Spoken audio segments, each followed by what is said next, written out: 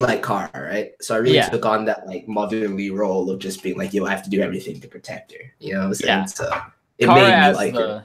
Yeah. Sorry. So we good? We good? Okay. Sup, everyone? I'm your female otaku.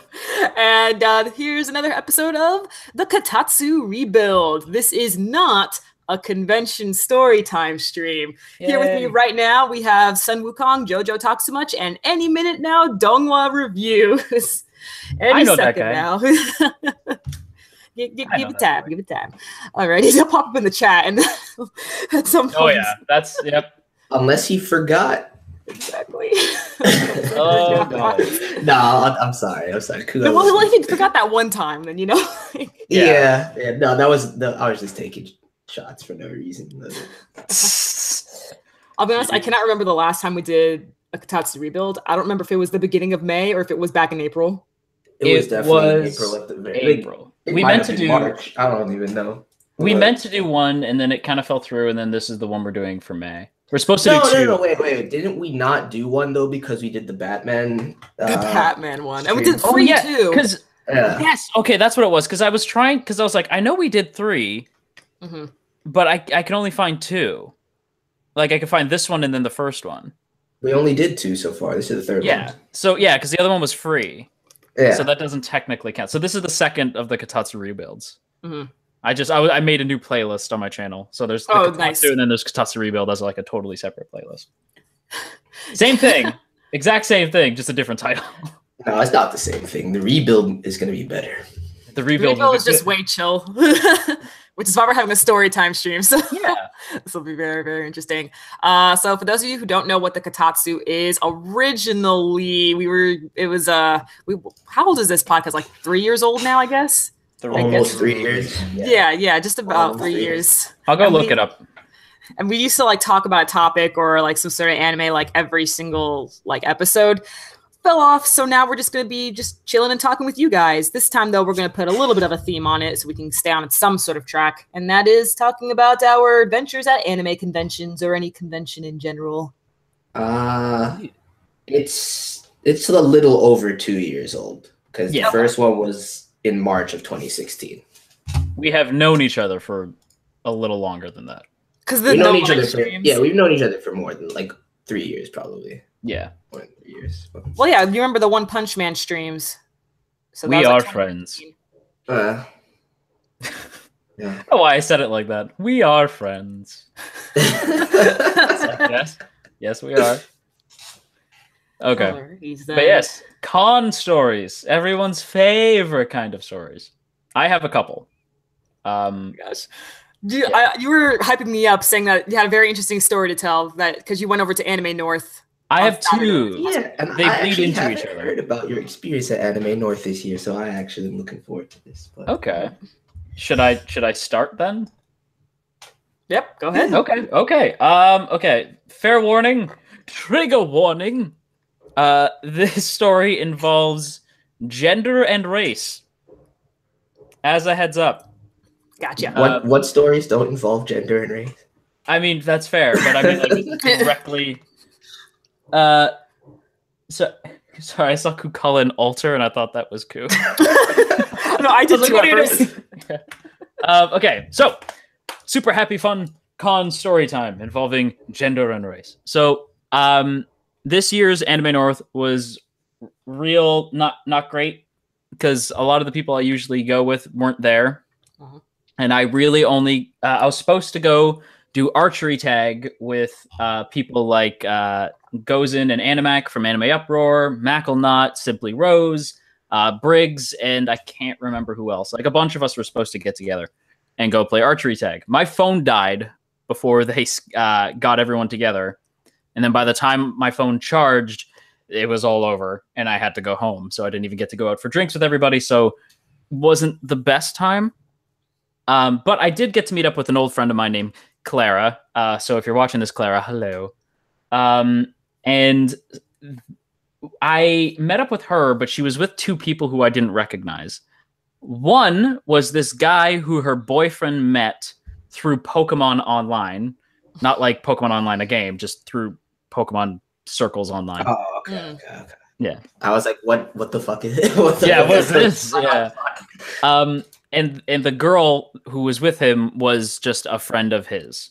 So I didn't know these two. Clara didn't really know these two. They were just wandering around together. So we're wandering around the dealer's room, and we eventually go sit outside, and we tell Clara's boyfriend, Scott, who is also my friend too, just to make things easier. We tell Clara's boyfriend, Scott, that we're sitting outside and to come find us. So this girl's friend finds us first. And so she sits with us. And so now there's there's me, Clara, Scott's buddy from Pokemon, and these two random people. And we're just chit-chatting, and they seem really cool. Like, we're talking about the Pokemon leaks, whether or not they were going to turn out to be true. They turned out to be true. And just a wide range of, like, stuff that made me think that they were really cool people. They seemed very chill. This is where the tables turn. Yeah, so Scott approaches, and we wave at him so he knows that it's us. And he walks over and kind of chuckles to himself, and he says, well, this is a weird assortment of people. And I think it's hilarious. So, because it is a weird assortment of people. It's his, because it's his girlfriend, some guy he met online, his girlfriend's ex, which is me, and then these two random people he's never met. Awkward. Yeah, no, like, we're all like, that was like many moons ago, but it's still like, he still thinks it's funny from time to time. It is still funny. It's always gonna be funny. Oh yeah, like, he introduces me as the ex, even though we dated like almost a decade ago. But it's it comes up from time to time. So he laughed, and he's like, "This is a weird assortment of people." And he sits down. I think it's funny, and eventually the other three get up. So the Pokemon guy, his two friends, they get up and they go, and like, I say goodbye. And as they're leaving, Scott goes, well, thank God they're gone. And I was like, you're such an asshole. And Clara goes, oh, you didn't hear what they said. And I was like, what? Now, this is the point of the story where I need to tell you that Scott is a white man. White male. He's a fucking white male. And the two girls who were with us, one was a woman of Middle Eastern descent, and the other was an Asian woman. Okay. Mm-hmm. And when he said, well, this is a weird assortment of people, the Asian girl replied with, under her breath, mind you, to Clara, not knowing who Scott is. Why? Because we're not. Why? Because none of us are fucking white. I mean, well, now they're just causing unnecessary drama. Is that like, what did you feel? That's what he meant by it. You know what I'm saying? Not even fucking remotely. And you not know, like, and you hearing that, would you have ever connected the dots? No, yeah. I would have been like, she goes, why? Because we're not white. That's what it was. Why? Because we're not fucking white. Like, under her breath, I was like, oh my God. Wow. So fucking random. So he heard that. He did not hear that. Okay. She whispered it to Clara. That's her boyfriend. Oh, so she told him. Oh, yeah, immediately. I didn't hear anything, so I thought everything was, like, hunky-dory. I had no clue. So here's the second part to that story. Okay. So after, like, they tell me that, and I'm sort of, like, shocked, right? Like, I'm a little shell-shocked by that. And then they tell me, okay, this is the part where I have to stress that I don't want anyone to be upset, because this is going to get touchy, and I'm going to change the name of this particular person to protect the innocent. So you'd really only know who it is if you know me personally. Mm-hmm. And even then, probably the trigger warnings. Yeah, trigger warning. Okay. So they tell me that their brother, Scott's brother, who we'll call Gary. Gary is coming, and I was like, who? And they're like, oh, you know Gary, you've met Gary once or twice. And I was like, oh yeah, sorry, yeah, I haven't seen him in forever. That sounds cool. Another key thing to keep in mind is I'm not wearing my glasses at this point. Okay. So yeah, they tell me like, oh, Gary's coming. So I was like, cool. And so we're all chit-chatting, and as we're like talking about like whatever, this random ass like girl sits down, and I don't know her. Just this blonde woman. Mm-hmm. And she sits down, and I was like, okay, cool. Maybe she's like a friend of Claire's or something. I have no idea. And I noticed that like Matthew, who is Scott's cousin, is like squinting at this girl, and I'm like, what are you doing? And he looks at me, and he looks at the girl, and he laughs, and he goes, Gary, what the hell are you doing? And the girl like kind of looks at him confused, and he goes, what are you supposed to be, a trap?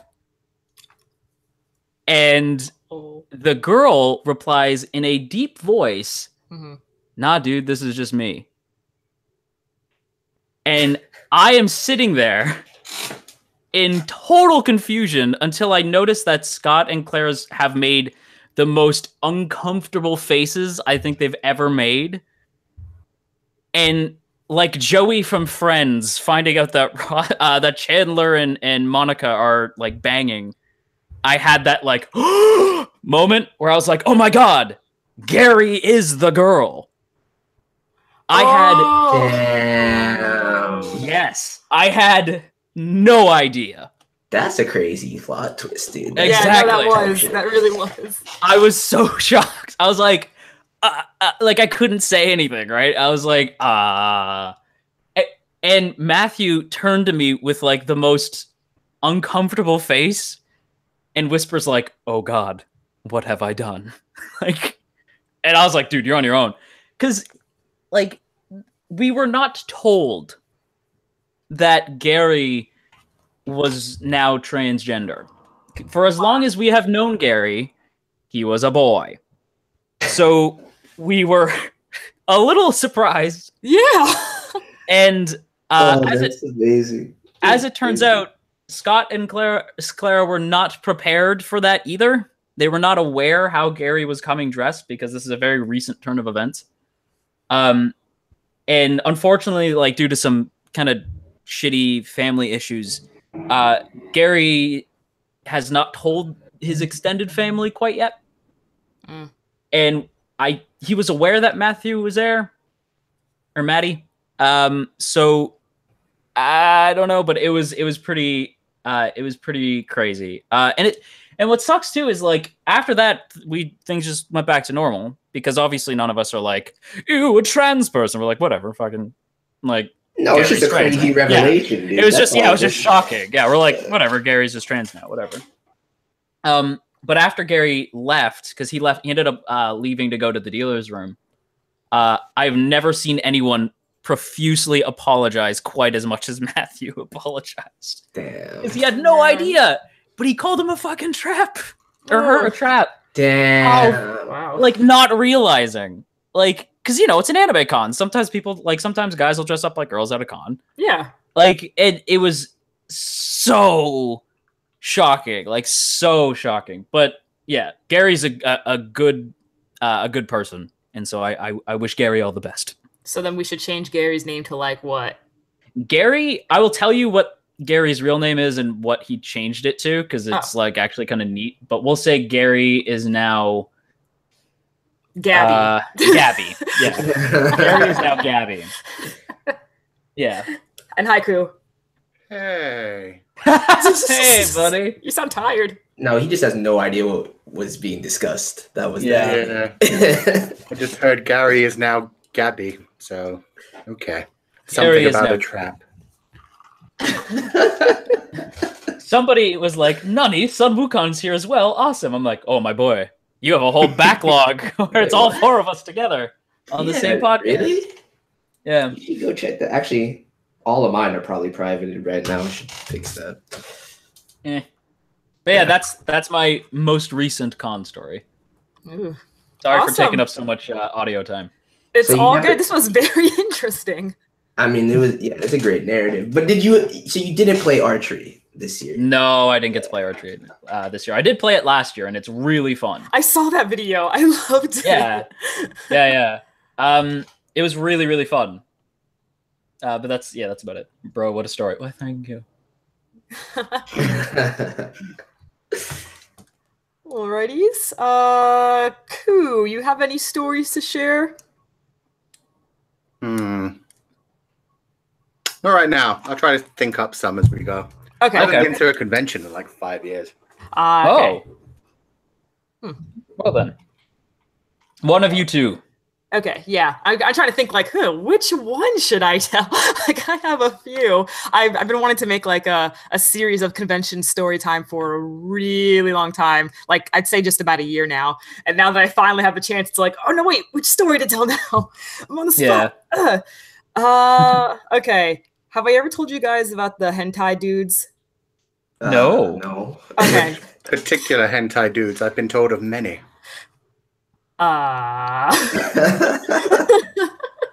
Okay, so this was over at my first anime convention. I was cosplaying as Mikasa from Attack on Titan. This was in like 2015. I went to Castle Point. Good stuff. And while I was over there, I made some con buddies, one of them being Lawrence, but we're not going to get into him right now. The legend. The Legend 27. The true final boss. Oh man. And so as I was roaming around with them and stuff, we decided to take a little break. So we went into one of the buildings and stuff to just take out our snacks that we've like brought from home or whatever, just eating and stuff. And lots of other people were doing the same thing in this little lounge area. So while we were there, I don't know how this came up, but we started talking about Lucky Star, and then we started doing the dance for Lucky Star. Although I looked stupid because I only knew half of the dance, not the whole dance. So my friends were looking pretty cool while I was looking kind of lame. And so we caught the attraction of like these dudes there. They were just like, hey, you guys were pretty good. And we're like, hey, thanks, man. And then I peeked over at his collection of what he bought over at the con so far. And I see a High School of the Dead binder. And I'm like, oh, sweet. You like High School of the Dead? And he's like, oh no, this is a bunch of hentai. And then he he shows me his bag of a bunch of hentai he bought at the con. He bought it there though, so it's not as bad.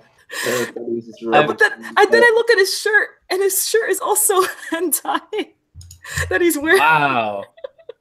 Okay. I mean, at least he has no shame, you know what I'm saying? Like, just, it's cool. It's fine. Don't kink shame him. Let the man enjoy his hentai, dude. It was just so... I didn't expect that, okay? I was expecting to have a nice conversation about High School of the Dead, and instead he shows me his hentai collection. I please tell me that as he's showing you this, a Joseph Joestar cosplayer just appears from the background like, nice! No, I didn't even know about JoJo's Bizarre Adventure at that time. Oh. Wasn't until a year later, unfortunately. But yeah, so after that, he then gave me some hentai recommendations. Do you remember any of them? I remember one of them being about demon lollies. Oh, Jesus Christ. That's all I remember. I'm gonna need a name for research purposes. You just described 2 of 3 of JoJo's fetishes. Oh no. Don't like the lollies. Yep, that's the story of the hentai dude. He had a friend with him too, but his friend was pretty silent about it. Oh, I'm sure his friend was like, please, Gary, no. Why are you telling them? Jesus.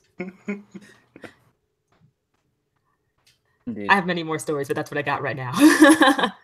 Son, you have a story. I don't have any conventions. I've only been to one convention, so. Okay, well, yeah, you were at Anime NYC.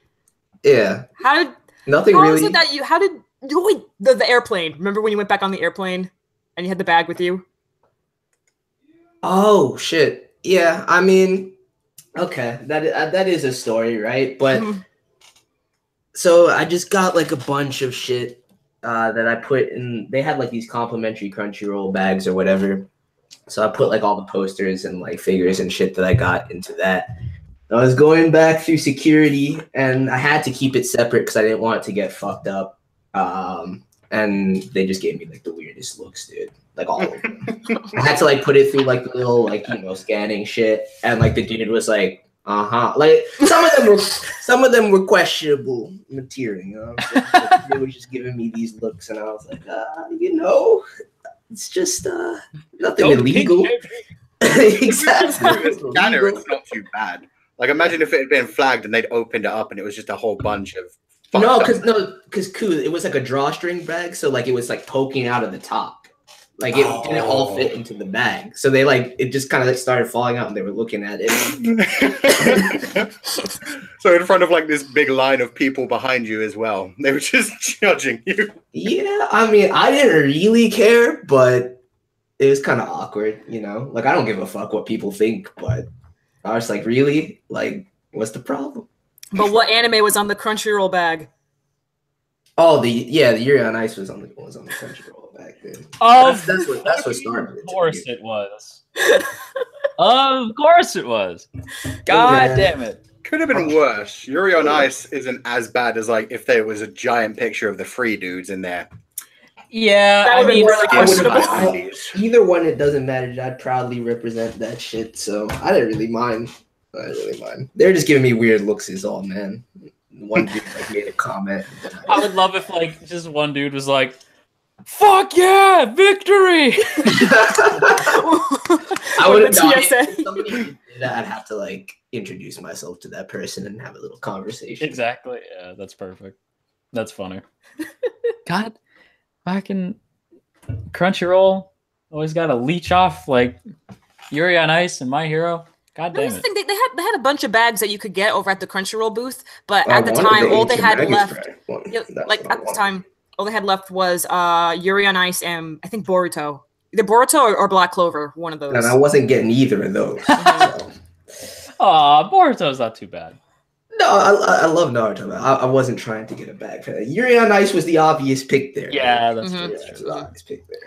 I originally went to the Crunchyroll booth hoping to get an Ancient Magus Bride bag, but they sold out. So that's like, what I wanted too. I know. Like, fuck it. They look so nice. I was like, it did. I'm trying to think of another con story, but I don't. The rest of my con stories are usually like a lot happier, or at least like less drama filled than the last one. But like, why didn't you get the Makoto figure this year? It was nowhere this year. I couldn't find it anywhere. There was barely any free this year, which I thought was a little weird, considering there will be next year. Oh yeah, I was like, considering that there's another season coming out, you think people would be like all in, but yeah, there's not a whole lot of free this year. Yeah, the fangirls are all on to Token Rambu right now. They'll be back, Jojo. They'll be back. Oh yeah, well it's funny. Yeah, it's like the fangirls are all on to Token Rambu, me included. Token right, I should have just said the Fujo. Not even Fujo. Yeah, you don't even have to qualify. Yeah, Fidanshi. The Fu Crew. The Fu Crew. Yeah, the Fu Crew. Oh my god, that's perfect. I actually really like that. I like it too. Crew. That's amazing. No more discrimination between male and female. You were all the Fu Crew. The Fu Crew. I love it. I love it. That is what I'm referring to both sides as from now on. Yes.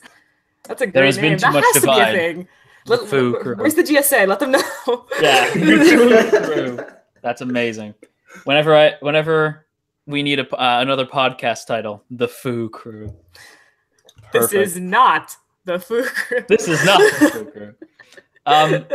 There was a lot of Token Rambu this year, though. Like a lot of Token Rambu. That's nice. That makes me happy. Oh yeah, a lot of GG. They are good. Incredibly designed characters, to be fair.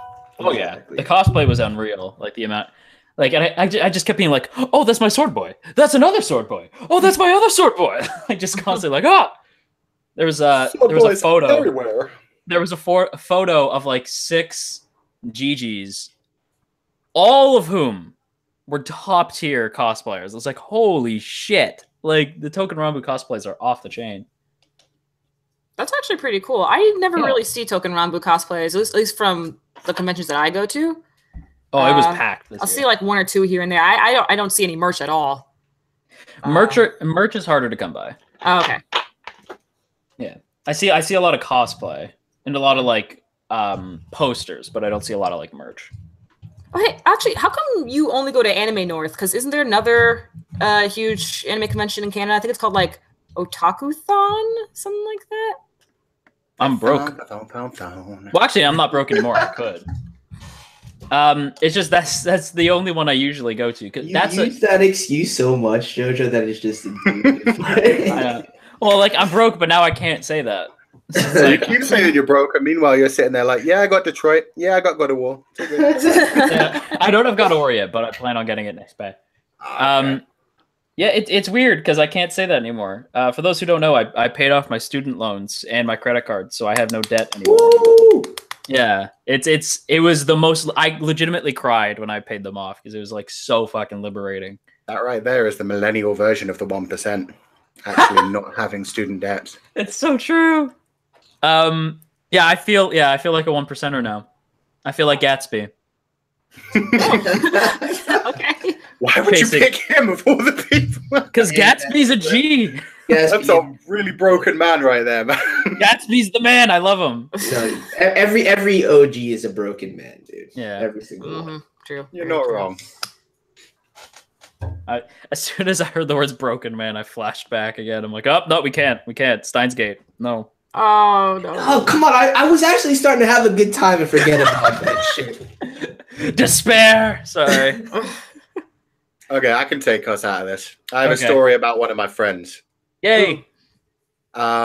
Basically, she was set to meet with someone that she'd been playing online games with. This was back ages ago, so I think it was like RuneScape kind of shit. Oh, shit. She'd been chatting to him for like 6 years at this point. Maybe it was MapleStory. I think it was MapleStory. But yeah, she'd gotten to really know this guy, and he was going to MCM Expo in London. So she was going to meet up with him, and he said he was going to be cosplaying, but didn't tell her what as, and that he was going to surprise her by grabbing her from behind because he knew what she looked like. So that's already freaky as it is. That's real weird. Yeah, Yeah. That's unsettling. Yeah. It gets worse. Okay. Thanks for assuring us. Oh, yeah. She's like lining up to get a ticket, apparently, when this happens. And he surprises her by grabbing her from behind. And she turns around, and what she sees is a straight up furry costume of Sonic the Hedgehog. Like one of those big padded out ones where it's ridiculous and over the top. Big, massive head. I really want that for Morgana, by the way, but I haven't been able to find it. Morgana and Teddy are two good choices. But yeah, so she got glomped by Sonic the Hedgehog in the middle of a line, freaked the fuck out. Oh no. He told her who it was, but she was still a little bit creeped out. And then he revealed that he also had a costume for her at his hotel if she wanted to wear it. Oh, wow. Oh, no. Hold up. Bit further. Oh my god. Even further beyond. She was creeped out, but I mean, she'd known this guy for years, so she didn't get too freaked out. She spent the day with him. She didn't go back to his room to change into his costume, but she agreed to meet up with him early in the morning the next day and to see what he had. Because again, it was one of those things where he didn't tell her what costume it was. So she went back up and met him at his hotel room the next morning. I think it was this Saturday, because yeah, Friday, then Saturday. Early morning, goes up to his room. He's already in the fucking Sonic costume. Oh my god. Wait, so Like 7 a.m. He actually look like? Yeah, no, she saw him with it off. It's just Okay. like literally both times she went to meet him, like he was already in the costume dead fucking early. Jesus. He left the room and said, oh yeah, no, the costume's there on the bed, and like walked out and like gave her time to change into it before she even knew what it was. She goes in and she finds a Tails costume, same kind of Kigurumi thing. More importantly, it had, as she discovered, a big hole in the crotch for easy access for things. Oh no! Oh no! She freaked the fuck out and literally God. called up about 3 of her friends that she had come collect her from the room. She had locked him out and made sure she wasn't getting it. Oh, that's some weird shit. Oh, No. years. And she didn't know he had a weird, not even a furry fetish, a Sonic and Tails fetish. No. That's so specific. I know, right? Oh, God. Oh my Dude, god. that's actually one of the most disturbing. So I'm glad she's okay. I hope she put it behind her. She was later told by people that apparently that easy access thing is just for dudes when they need to pee. But when she found it, she literally thought it was just straight up a hole in the crotch for if anybody wanted to do anything to her. I'm sure that it's what it is, but the whole situation, right And maybe, and she was about 16 at the time too. So, but Koo, here's the thing though, right? Maybe had he not been so weird about everything before that moment, her mind wouldn't have gone to that place. Exactly. The whole thing with like, oh, don't worry, I'll be in a costume, but she didn't tell her which one, and didn't tell her what costume he wanted her to wear. God damn. Weirdo, dude. I don't even want to begin to understand this, man. I don't even want to begin. The dude from Golden Kamui is less weird than this guy. Like, dude, and that's saying a lot because every person in Golden Kamui is insane. So. Exactly. Like, Jesus Christ. Like, that's dude, so I've weird. never heard of that, dude. And I know some like die-hard like Sonic fans, right? But none of them would even want to, not even just cosplay as Sonic by itself, dude. I doubt anyone would do that. It's weird. Yeah. Was this guy's initials CWC? Don't know. Christian Weston Chandler by any chance? Nah. It's so specific. Yeah. But do you not know who that is, Sloan? No. Oh, look up Sonichu after this is over. Oh, okay. Don't. I was kidding. No, you should look it up. No, you should not. Oh. Yeah, that's no. Immediately, like no. Better known as Krisu-chan. Christian. Oh God, that's what that sounds like. My God. I have nothing that even comes close to that. Nothing that. Oh God, that story is fucked up. That really was. Oh man. You just had to top it off by saying she was 16. I was like, I'd forgotten that part leading up to it. It was like, oh yeah, she was only 16 at the time too. She got groped by a man in a Sonic outfit, dude. You don't bounce back from that. It's kind of wild. It's kind of wild. That's so weird. I would never return to a convention again. That's some creepypasta shit. That is some creepypasta shit. Exactly. That is. Oh my. Jeez. I don't even know where to move from there. I'm really trying and I don't have anything. Here, I'll help us out. Koo wins. Okay, so this was over at Anime Boston, and this was the last day. I was cosplaying as Skahak from Fate Grand Order, so for those of you who are unfamiliar with Skahak, she wears a very interesting outfit. Okay, just a very interesting outfit. Sexy outfit. let's just say that. Like, I'm talking about interesting to where my sister one time, she went in my closet, saw my cosplay and said, Sloan, what kind of kinky shit are you into? Okay. That's what I'm talking about. Okay, so I just came out from this one of the panel rooms where they were showing like the Mob Psycho 100 OVA and a few other stuff. So when the screenings were over, I left the room and I was just getting my stuff together and everything, putting things in my bag and stuff. Gonna meet my friends. It was all good. But as I was putting stuff in my bag, you know that thing where you can sense that someone's watching you, and then that thing where you can tell that person is clearly going to come towards you. So oh my gosh, so this is going to be cringe right here. So you have this guy, he's on the other side of the room. I can tell he's looking at me and I'm just all like, whatever. And then he comes near me and I'm like, oh great. And then I hate it when guys do this. He licks his lips. Oh no! No, it only works when women do it these days. I just curled into I feel like I almost imploded. It has to be followed with like a cheesy pickup line, right? Okay, so here's what happens. So he goes up to me.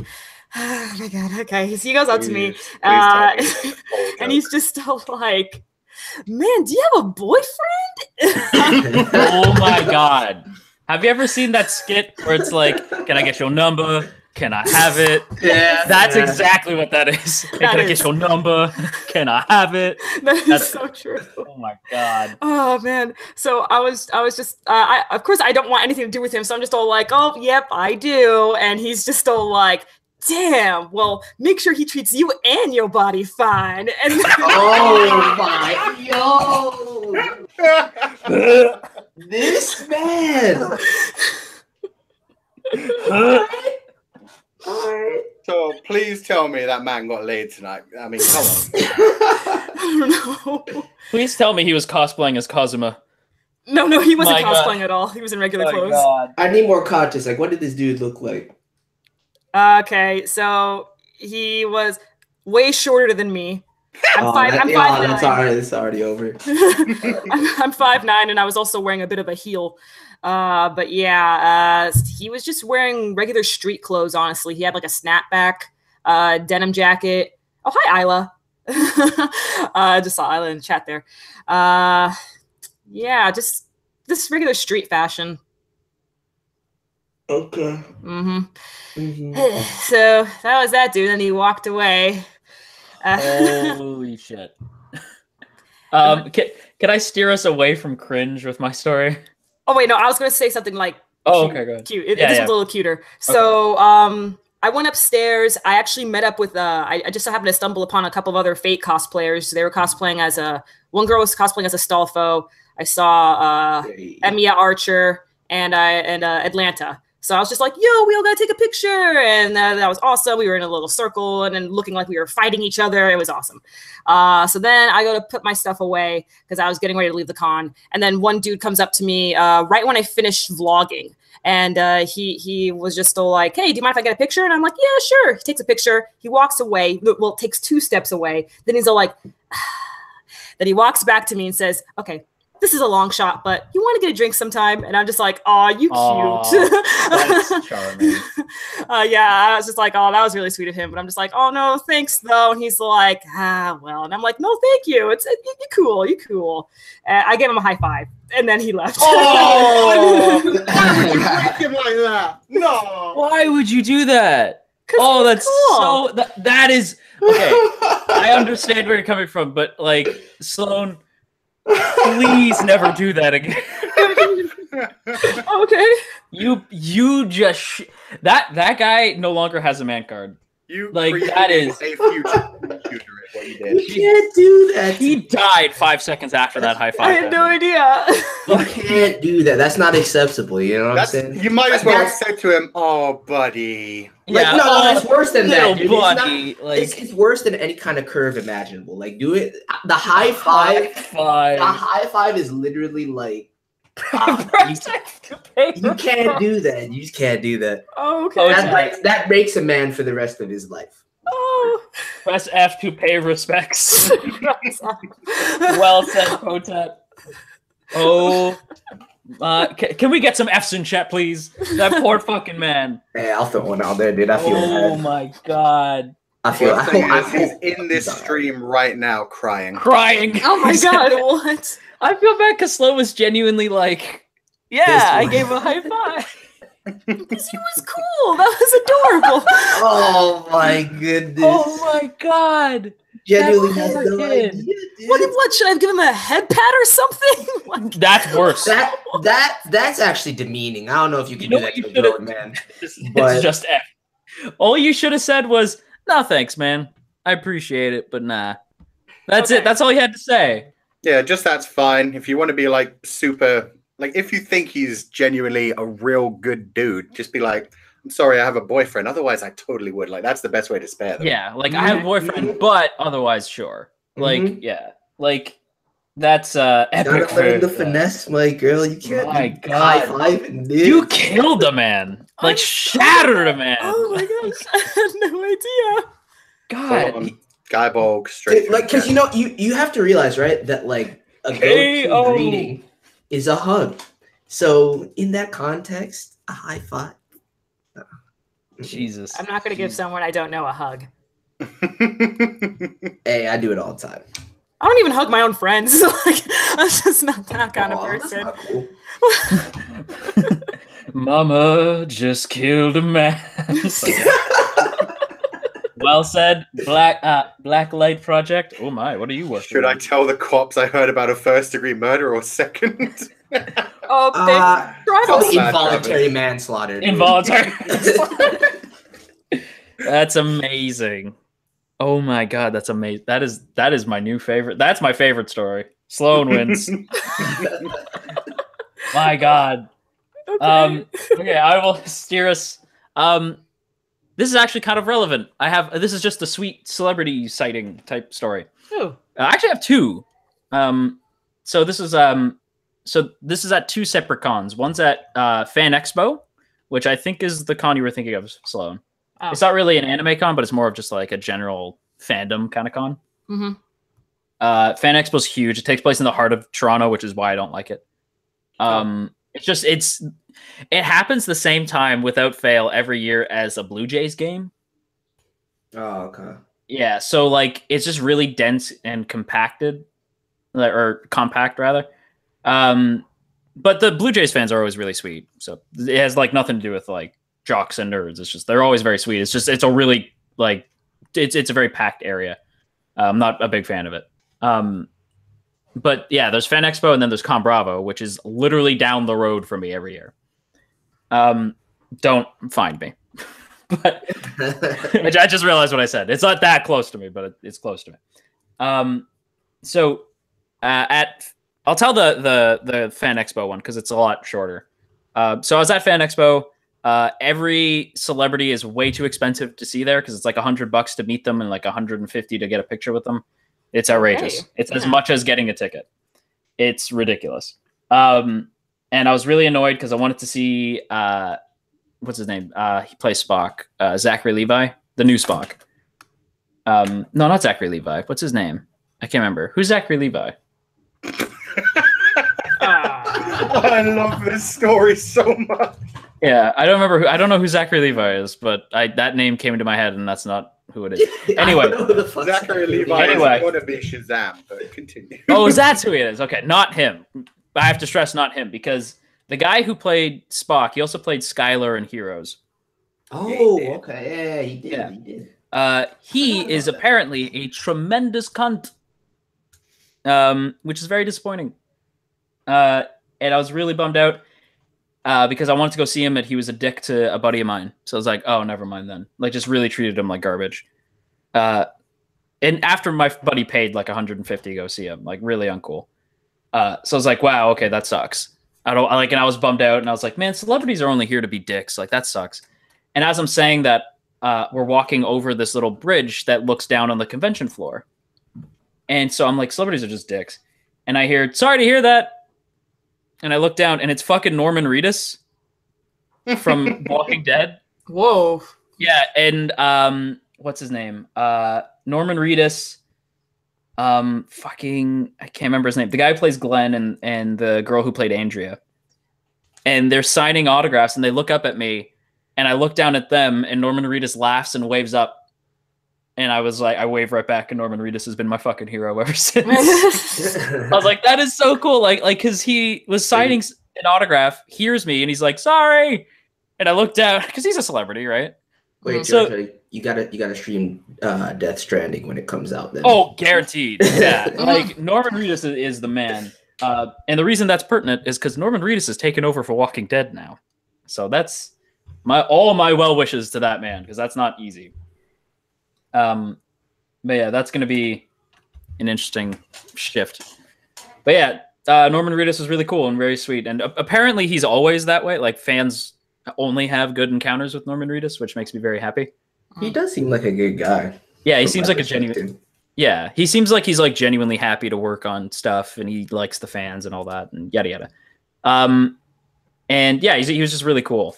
The other guy who I got to meet, who is fucking awesome, like the coolest dude I have ever met, besides Norman Reedus, but I didn't really meet him.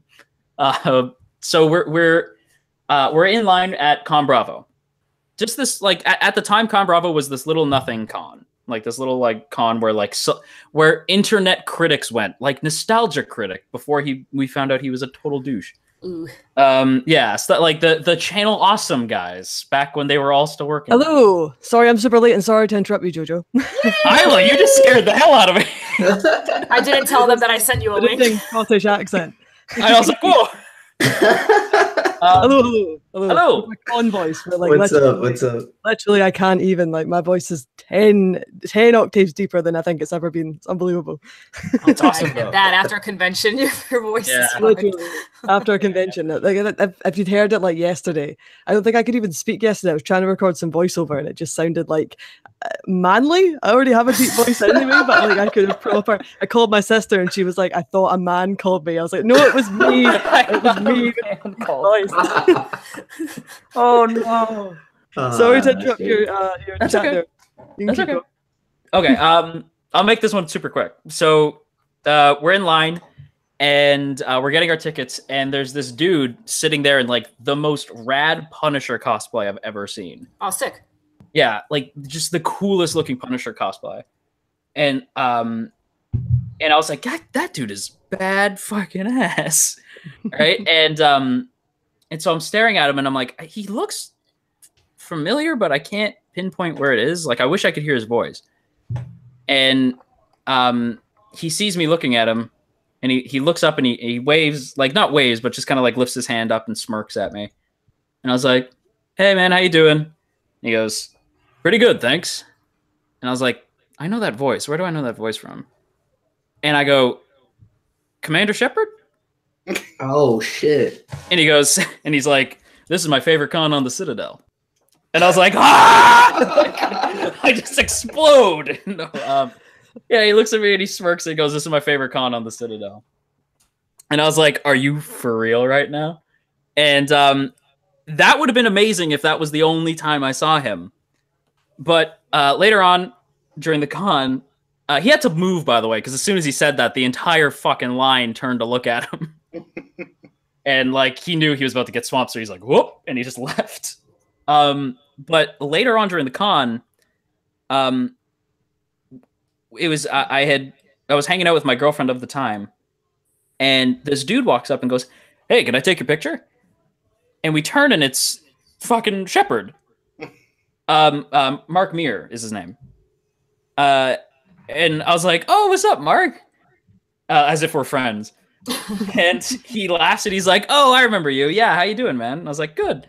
And he takes a picture of my ex's cosplay, which was like really rad. I don't remember what it was. I just remember like it was enough to make fucking Mark Meir take a picture. And he goes, "What are you guys doing right now?"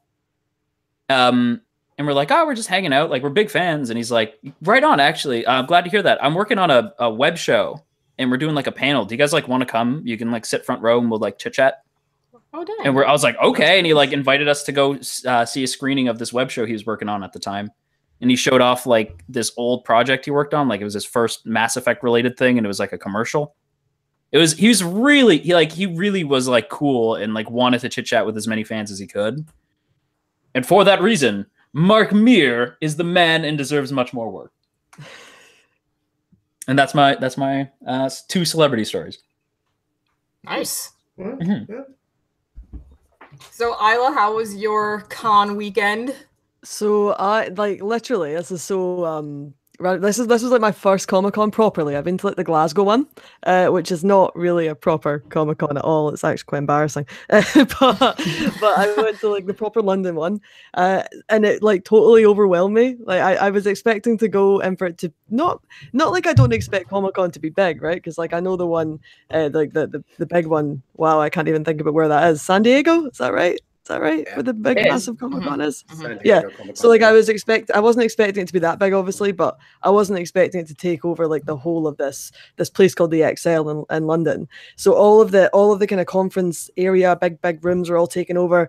There was so much cosplay, so much merch. It was so incredibly hot that I like couldn't believe people were walking around in like the kind of cosplay they were walking around in. I saw this like guy who was dressed as Aladdin and thought that's a genius cosplay for this weather. Like it's like there's people in these like amazing cosplay, like all these really cool suits of armor. There was like there's this guy dressed as Sauron. Like there was some amazing stuff, but I just couldn't believe they were walking around with that in this incredible heat. But I thought it was really cool. Like, there was so much to buy. I kind of got that whole con fever where I bought stuff that I just don't need. Like, I went straight to the Crunchyroll booth and was like, what can I buy here? I want to buy it all. Give me all of your things. And then I went to like, I got DVDs I didn't even really need. I bought loads of like little pieces of merch that I didn't really need. Like, I just ended up coming home with like bags of stuff. I got this, I really didn't need this. I don't know why I bought it. I bought a massive art book from Kimi no Nawa. I don't need it. I have no place to like showcase it, no place to show it off. It's just now sitting in a bag on my desk. Like, where am I going to put this random art book? No one's going to look at this random art book. I'm going to look through it once and then go, wow, that's some really good art. And I spent £40. Like, I have no need for it. I have no need. What is con fever? Like, I totally get that. I didn't even take them back. I spent so much money. Yeah, you need to leave your credit card at home and just bring enough cash. Totally. That's actually a brilliant idea. I didn't take it. I did not take that advice. I thought I'll be fine. I'll just go at a con. I won't spend that much money. You end up coming out with things you don't need. Happens to me every time. You chose a good time to go to that London con though, because about 3 to 5 years ago, it didn't take over the whole Excel Center. And really? And it would be filled with like people that are going to business conventions as well, that were just all essentially wanting to kick the cosplayers in the head because they're there for business. Seeing a bunch of kids running around in silly costumes. Imagine that. Like half business, half cosplay. Then meeting at a Costa or something. Like that's just mad. That's the thing, because they have like the Panda Express and the Costa there as well. So they'd all be together piling up in the lines and just staring at each other like, God. I love it.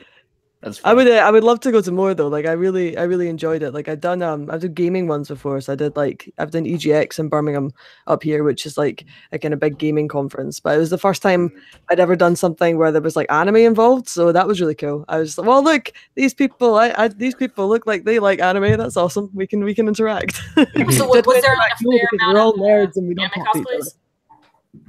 What was that? Was there like a fair amount of anime cosplayers or? Yeah, tons, absolute tons. I tweeted about it, but I was like actively looking for 02 cosplayers. Actively, like I'm gonna find them. I'm gonna ask them to call me darling and see how that works for me. But I didn't actually. I met this one 02 cosplayer who was walking around with sweets, and then she gave me sweets. So I was like, oh, this is fantastic. This is great. I've been given sweets from 02.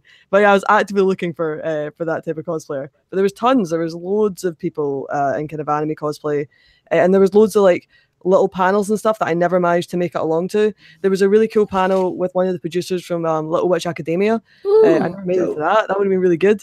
And then there was another panel with the director of Full Metal Panic, which I never made it to, which I really wanted to go to. But all these things happen. I don't know if you guys have felt the same thing at cons where there's so much going on that you can't make it to the things that you kind of want to make it to because the time just seems to go by, and then suddenly it's like 5 o'clock and you were supposed to go to that really cool Full Metal Panic panel that you just missed. I think that happened to me a lot at con. But yeah, it was good. So funny thing, I actually do you guys know the mascot Pusheen? Yep. Okay, so I'm obsessed with Pusheen. I have a lot of merch from Pusheen, and I see that Pusheen has a booth over at MCM London, and I'm just are you kidding me? It looks like paradise there. You can't even call it a booth. It looked like an exhibit. There was this whole section where it was like me and my friends kind of dubbed it like this little kind of cute kawaii section where there was like a Pusheen, big massive Pusheen stall, and then right across from it was the Sanrio stall. So there was just tons of Sanrio characters. Not any Agretsuko or Retsuko, which I was annoyed at. I would like some of that merch. But there was, I know, Boo, right? Boo. But there was like a ton of other stuff as well. So it was like this like corner of just absolute cuteness. Unbelievable cuteness. It was really cute. I wish I'd bought some Pusheen stuff though, because I love Pusheen. It's actually funny that you bring up Agretsuko, because yesterday I bought an Agretsuko top. I'm wearing it right now as we speak. I couldn't find any. I was looking for a Gretzko merch. I thought because there was tons of little tiny stalls as well where they were selling anything from like socks to art books that you don't need. So like I was looking for a Gretzko stuff or other kind of anime things. You tend to find that a lot of these kind of have the most popular stuff. So I was like, oh, there's no Gretzko. I wish I could get something for that, but no plushie, no nothing. Sorry about that beeping noise. There's a garbage truck backing up. Just a man trying to do his job. Yep, could do it faster if he backs up quicker. There you go, buddy. Now drive. There he goes. Off he goes. Good night. Anyway. Meanwhile, that was actually a fan of Sloane's podcast who's just here to tell you want the Yoshi trash. What? Damn. Hey, Ambu, what's up, man? I see you. Also, my most awkward con thing was the one that the story that I told. That would be exactly that. I can tell you a most awkward thing. Oh boy. I think I might have told some of you guys this. Okay, so this was in 2016. I was over at Liberty City Anime Convention. This was my first time going there, and I can only go on the Sunday. So there was a free meetup. So I'm like, oh, sweet. I'm going to go to that. Why? Because I'm free trash. That's why. So I go over to... So I was 18. Yeah, I was 18 at that time. So I go there, and everyone at the meetup is middle schoolers. Oh. There was one person. Oh, that's such a picture. I have such a picture. Please tell me they were in swimming suits too. Well, one girl was cosplaying as Haru, and she's probably the oldest one out of all of us. She was probably like 21. She stayed there for about 5 minutes and left. But so yeah, it was just this really awkward free meetup with a bunch of middle schoolers. Their parents were there too because they were helping them host the meetup. And so we got bored after a little bit. Like we didn't know what to do. We were just awkwardly standing there. And so then they were all like, one person brought a little shark for their Rin cosplay. So then they're just all like, hey, let's play spin the shark and hug each other. Oh my god. Did you just leave? I would have just left. I would have had to go. I should have left. Instead, she whipped out a bottle of vodka and then things really got No, instead, I don't know why did I do this? I was there playing spin the shark with a bunch of middle schoolers. I was hugging middle schoolers. What the heck? Oh my god. And then the police came. Oh, you don't hug. You just told us 2 minutes ago you don't hug, and you're like hugging all these middle schoolers while playing. That's right, exactly. That's why I'm questioning She why did say I did that, this. didn't she? doesn't hug if they are past puberty. This is like- She likes them young. That is like so true. That's why I'm questioning. I don't know why I did That's this. so true. You just say that's so true? Oh my gosh. It was con fever, man. Let her have her fun. Oh my god. What happens at the convention stays at the convention. This is slowly becoming like a Danganronpa V3 thing, where it's like, I cut through your words. You said you didn't hug people, yet in this part of the story, you say you did.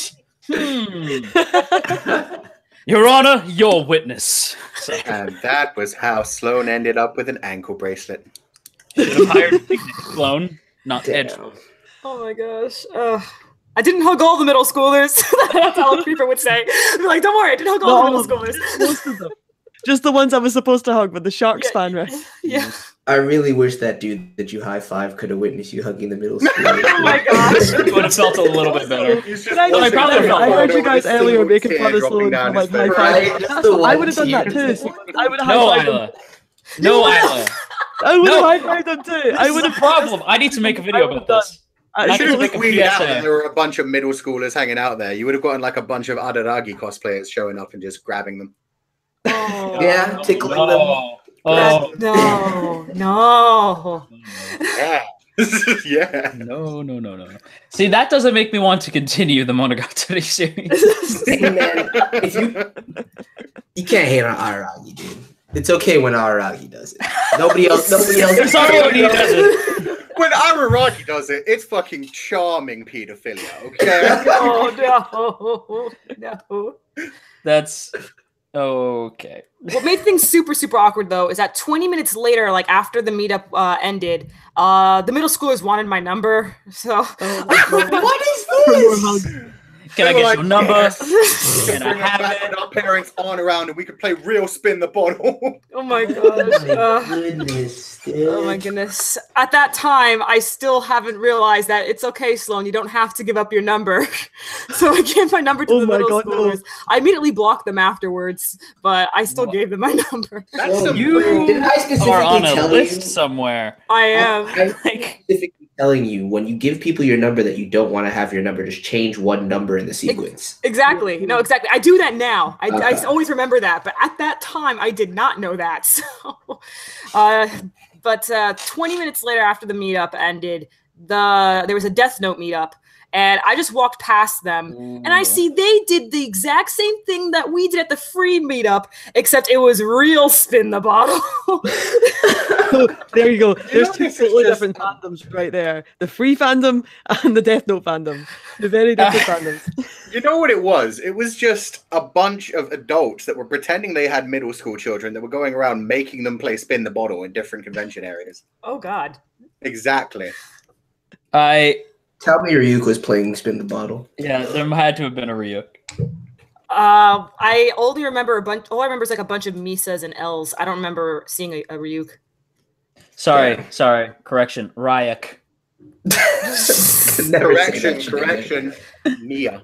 Mia. Ooh, no. Like Turner. No. Ew. Oh God. Oh, that Ew. physically hurt me right there. Ew. Ew. Actual ooh. Actual, like, legitimate ew. Yeah, ugh, I feel awful having just heard that. I Like, never you're want to I ever almost meet spit Nat up my Wolf. drink, bro. Come on. I never want to meet Nat Wolf. That's like the one celebrity who I would just be like, you ruined everything. Like, you ruined it. It's not even his fault. That's what's sad about it. He But screamed like a woman. No. I didn't even watch. I still haven't watched that movie, man. I watched 5 Don't minutes and turned it ever, off. don't. Refuse. I'd rather watch like literally any other Netflix anime movie. That's what. Yeah, but there's not many good ones though. Like I meant Sure. like anime live action ones. There's not many good ones. Oh yeah. Well, I watched your video on Mob Psycho, Yeah, and same. I was like, okay, so it's not terrible. And then I watched Mother's Basement video on it. And I was like, okay, never mind. Yeah. Oh, come on, Like, well, it's you know not- how Mother's it's not Basement terrible, is. It's not, it's Yeah. not, it's not good. Like it's It's not like good. if you're watching, if you love Mob Psycho 100, you shouldn't. You like if you've seen Mob Psycho 100, you can't watch the live action because it's just nothing in comparison. Yeah, But, like, if you capture had that spirit Mob in Psycho one of 100 action. ever, Exactly. ever, then I think you would think it was okay. But you Yeah. couldn't do it if you've seen Mob Psycho because it's such a good anime. It doesn't. You said this in your video. Mother's Basement said this in his video, and everybody I've like any live action. It just doesn't translate. Yeah, like it doesn't doesn't translate. translate. just doesn't. Like It most doesn't, but don't. it can. Like it can't. Like how they thought they could take something like Mob Psycho 100, which is one of the most visually eye-catching animes in like Mhm. recent years, and turn it into a live action without encapsulating that kind of like CGI and or in CGI or something. And they Yeah. try a little bit. Like they've got a little bit of CGI, kind of like supernatural powers, but it feels like. I'm not saying it feels like something I could create because I could create it, but like it feels studenty, B movie. Like it doesn't feel like.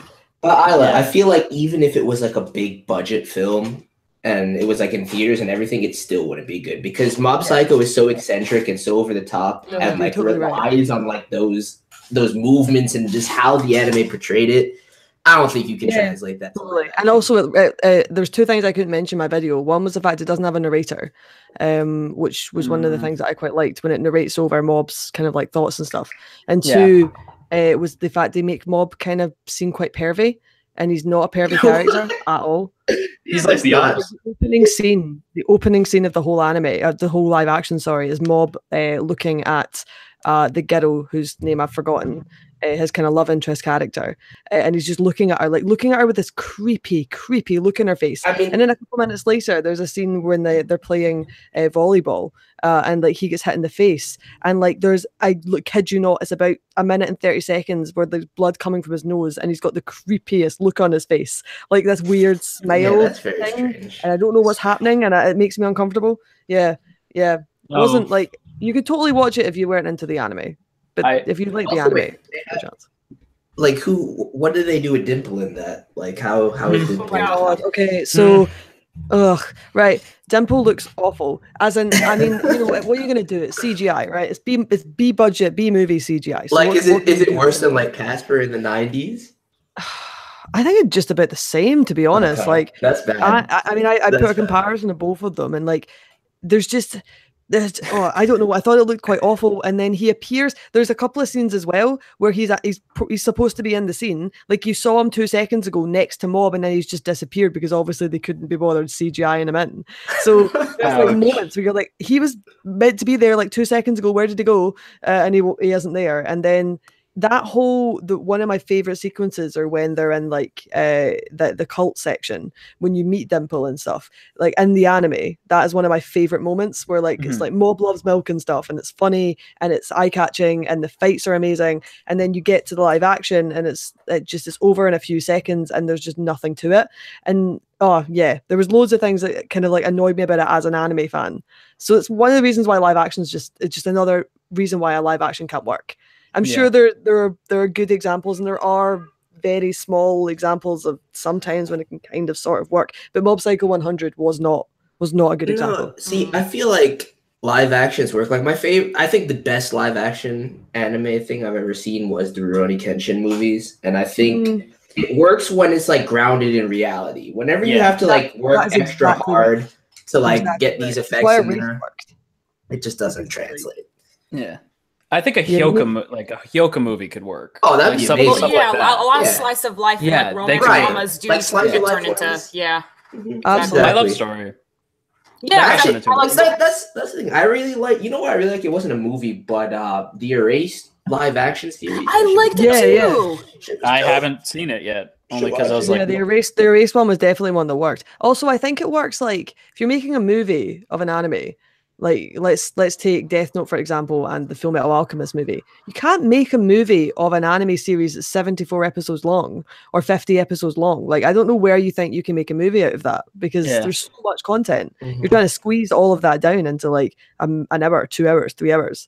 I just never understand that mindset. They're overly ambitious. Is the problem. Like you should only be trying to do like one arc or like just one thing. Like focus on something. Don't try and cram everything in. That's when the story sucks for those kinds of movies. But don't do your own thing either. Oh, absolutely not. That's how you get Goku in high school. The worst live action of all time. I don't think I actually legitimately feel, and I said this, and people really disagree with me, but I feel this way. At the very fucking least, it's better than Death Note. That's wild, dude. I would actually say Death Note is better. That's how bad I hate Death Note is. So it's worse bad. than Evolution. I would rather watch Evolution because at the very least, it's worse than Evolution. No. Okay. Here's the thing: at the very least, when I watch Evolution, I know I'm gonna be laughing my ass off. Yeah, but you're laughing at how bad it is. Look at King Piccolo in that movie and tell me that it's hilariously bad. But there's nothing. There's no redeeming qualities about Death Note for you. None. I don't even laugh when I watch it. I just get angry. Okay. Like legitimately, that movie and the director for that. I think the issue that was when you take something like something that you really love. So like if you take Death Note, and if you really love Death Note, and then they make it into a really shitty live action, then you can feel kind of personally victimized by that. Of like, why would you do that to a thing that's already really good? And one of the big problems with live action is, why are you making this? When the anime exists, the anime is good enough. Are you telling me the anime isn't good enough? So you need to make this live action. So the same with the fact they're making Kimi no Nawa into a live action. You telling me that Kimi no Nawa isn't good enough? You need to make a live action out of it. There's no need to make a live action. Good enough. The anime is good enough. I've never really thought of that, because like to me, it's just like you can transition anything you want. You can try to transition anything you want across any medium. Not gonna work. Like you should have the awareness to be like, okay, this doesn't work for this, right? Yeah. But I never thought. I actually agree with that perspective a little bit. Like not in every instance, but for the most part, especially with like the heavy influx of live action adaptations we're getting this at this day and age. Yeah, kind of ridiculous. I will never ever understand why Parasite got a live action movie. Oh yeah, 2 live action movies. That sounds good in theory. In theory, it sounds like I feel like think animation would work way better. I don't know. Maybe it's because I'm just tainted by how the trailer looks and stuff. Like when you see Migi, it's oh god. Yeah. I think that was a good choice though, because it was supposed to always be kind of fucked up, and in the anime, things look kind of silly and ridiculous, but then you see them in live action, and it's like, oh god, that's straight up disgusting. It's disturbing, across, a more powerful thing than the anime actually can. Because the anime, I was creeped out by that anime with how it looked. With the movie, I just thought like, oh my gosh, this is just what is this? I was never creeped out. I was like, this is fucked up, but it never made me feel disturbed. Okay. But I can see that in live action being disturbing as fuck. So I'm trying to think if sorry, I got sidetracked while we were talking about Parasite, because in my head I'm like, I wonder if there's a way to make, because Japan has made good live action movies, like you said, Rurouni Kenshin, and I really like Gintama, and I actually really like their Death Note movies. I do like the live action Japanese Death Note. Yeah, actually pretty good. All 4 of them. No, there's one that's actually shit. Which one? Like that, not the L Change the World one. There's one. You didn't like a new Light Up the World or whatever? Yeah, that's what it is. Never seen it. I just thought it was watched okay. Death Note. I don't like that movie. I thought it was okay. Like, I didn't love it, right? But I liked that this is a separate universe, but it's still faithful to in character to the original. Yeah.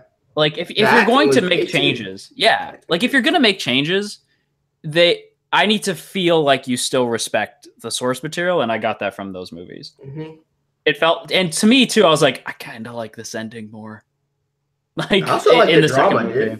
It wasn't great, but I didn't see the drama because I heard it was kind of mixed. It's complete. It's very different, but I'm sure it's better than the Netflix movie. Yeah, there's ways to do it. Best anime movie of all time, Speed Racer. What? Speed Racer. Oh, that movie's awesome.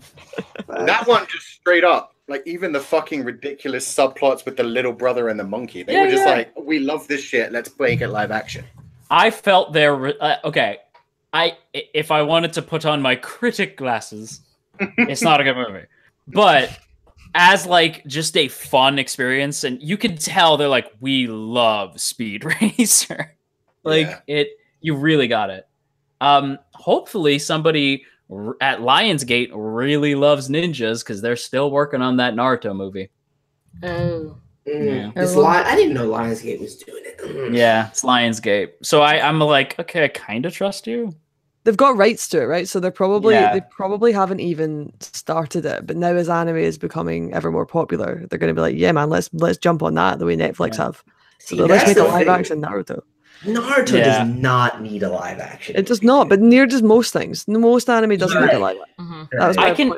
Mm-hmm. I feel like you could do it has to be the perfect storm. Like most movies, really, when you think about it. It has to be the perfect storm. Are essential to Naruto, right? How are you gonna do that live action? It's gonna be really fucking jarring and uncanny. I don't like the thought of it. It'll be because in my head, you could do what you could do is have the opening of the movie be the opening couple episodes where it's Iruka Sensei and he steals the fucking scroll, and that's how the movie opens. That'd be cool. And then just have Team 7 forming, and maybe they the main villain of the movie is obviously gonna be Zabuza. Just do that for the first movie, and then the second one could be the exams. And the third one could be the... No, when you try and make it a trilogy, it's going to be a trilogy. That's when it becomes problematic, dude. But just do it like that. Just do a trilogy of movies. Just do that one. You don't, there doesn't have to be set, just say, eventually we'll do the second one. You don't have to set it up because that's what's hurting film right now. So wait, you said that, and then Chunin exams, and then what? Sasuke retrieval arc. Just jump. He's gonna jump to that. Just jump to it. Just put seeds of Sasuke being turned to the dark side. The seeds are there in the tuning exam. So just jump. And then if that trilogy of films is really successful, then I don't know how the fuck you're gonna do Shippuden, but try. No, please don't. I don't want any of this to happen. To be honest with you, it sounds terrible. It's like telling me you want a live action Boku no Hero. Like I just I can't do that. You know what I'm saying? Hast thou not heard of the Marvel Cinematic The Universe? universe. Yeah. That's what I'm saying. Unless it was a crossover with the MCU, then I could get behind it. You know what? If they made them live action just for that, I get behind it. But that's Can I give a hot take for a second? Okay. A hot take on the MCU. Mm-hmm. I love the MCU. beautiful. It is amazing. It is perfect. In the MCU on its own, there's nothing wrong with it. The MCU has poisoned comics inadvertently. I'm starting to see things. Yeah.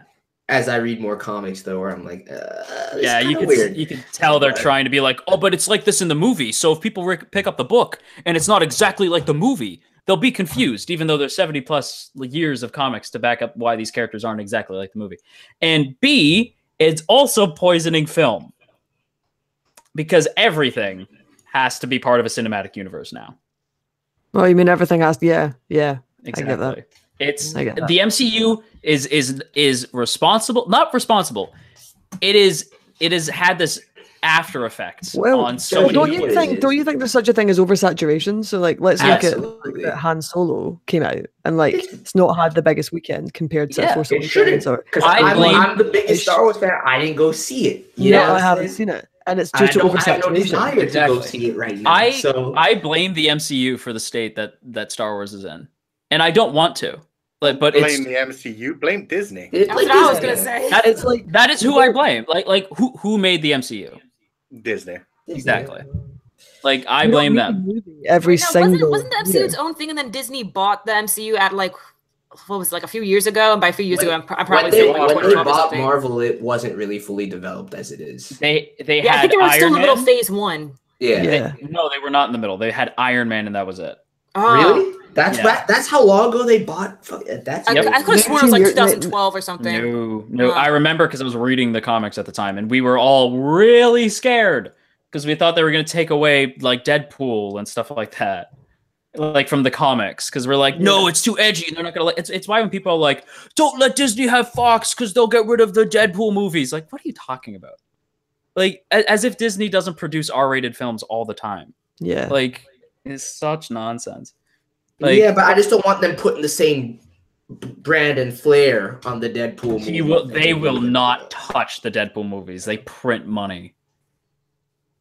Yeah. Like, they will not touch the Deadpool franchise.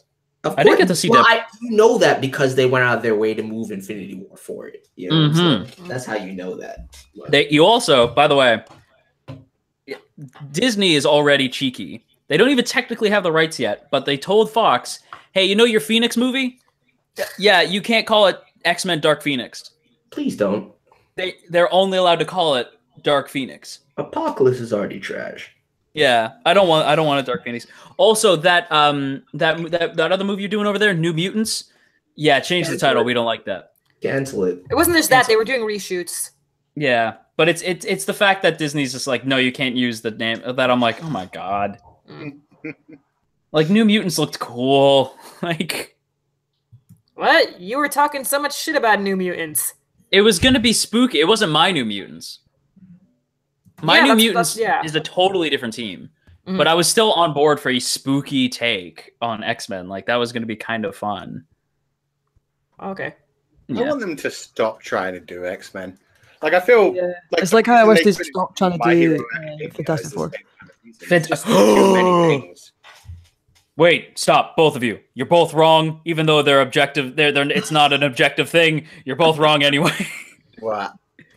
X-Men and Fantastic Four are my precious superhero teams. Look, that's the thing. The original X-Men movies were good. The Fantastic Four has never had a good live action. I don't care about the movies. Yes, they have. It's The Incredibles.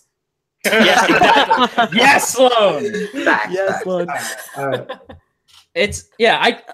I'm reaching the point after Infinity War. I've already said this. They're going to really have to win me over because after Infinity War, I am done. I am walking away from the MCU. I don't care about what other Spider-Man movie they're doing. They're gonna really have to impress me. Watch it, Jojo. Stop lying. I know, right? I'm done. Here's how I know that I won't, because I still haven't seen Thor Ragnarok, even though Thor is my favorite character. That's why. I only watched Doctor Strange way after the fact. I'm losing interest in the MCU. The only reason I went to go see Infinity War was because it had the word Avengers in the title. After this, I'm fucking loved it. I did. But that doesn't just because I love something. I love Star Wars. I didn't go see Solo. That's what I'm saying though. But no. But this is a trend, because same thing. You said you love Star Wars. You hated The Last Jedi, right? And yet you're still going to go see Episode 9 when it drops. Yeah, I'm gonna go see Episode 9. Do you think I'm really gonna go see a Boba Fett movie? I would. I'd much rather see that than this Solo movie, to be honest. I have no faith in Disney to do anything remote. The only reason I'm going to be seeing the episodes is because I have to. Because it's the franchise that I grew up with. It's the same thing with the Avengers movies. I don't give a shit about the Tom Holland as Spider-Man anymore. All I want is Avengers. Those are lies. That's lies. Jojo, you say this now, and then I guarantee you when the next Spider-Man movie drops, you're going to watch it. That's why I'm saying that they have to really work hard to win me over, because I don't want to keep watching. Weren't you hesitant to watch Homecoming to begin with? Yes, he was. Yeah, and I liked it. You still watched it, and you liked it. I didn't pay for it. I was like, it's fine. I'm not saying you're gonna go to theaters day one, but you're gonna watch these movies. Yeah, it's a good movie, but that doesn't mean that it's not oversaturated, and that doesn't mean that I'm not getting sick of it. In the same way that I get burnt out on anime, I love anime, but sometimes I can have too much of a good thing. Yeah. And I'm getting burnt out on the MCU. Okay. I don't feel like I'm being argumentative or anything like that. I feel like I am being fair. I just think I'm just burnt out on it. You're downplaying what's gonna inevitably happen. You're feeling burnt out on it, yes. You know the movies are still gonna come, and you know that given the time from now till then, when it comes out, you're gonna just watch it, dude. Even if you don't really want to, you're still gonna watch it. No, I guarantee you, Spider-Man, like the peripheral movies, no. The Avengers movies, probably. I don't really care enough to watch these characters do solo adventures. It depends on who's in the movie. Legitimately depends. If it's just Spider-Man, then no. If it's just Thor, then no. It has to be I don't know, a Iron Man, Spider-Man, Doctor Strange team-up movie. Then okay, yeah, I'm in. But if it's just one character, I'm not interested in that. I've seen it 1,000 times now. So if the sequel to Homecoming is actually Miles, like you've always wanted, you're not gonna go see that? That is fucking different, my boy. I love Miles. I will be there first in line if it's Miles. What if it's Miles Morales, but they get a white actor to play him? Then no! No, that's fucked up. That's fucked up. I was like, then no, absolutely not. No, I will watch the next Homecoming movie if you give me Miles as a kid. Say Miles gets kidnapped and Prowler comes out in costume, and it's Donald fucking Glover as Prowler. It has to be. And he teams up with Spider-Man and maybe Doctor Strange, then yeah, I'm in. Otherwise, no.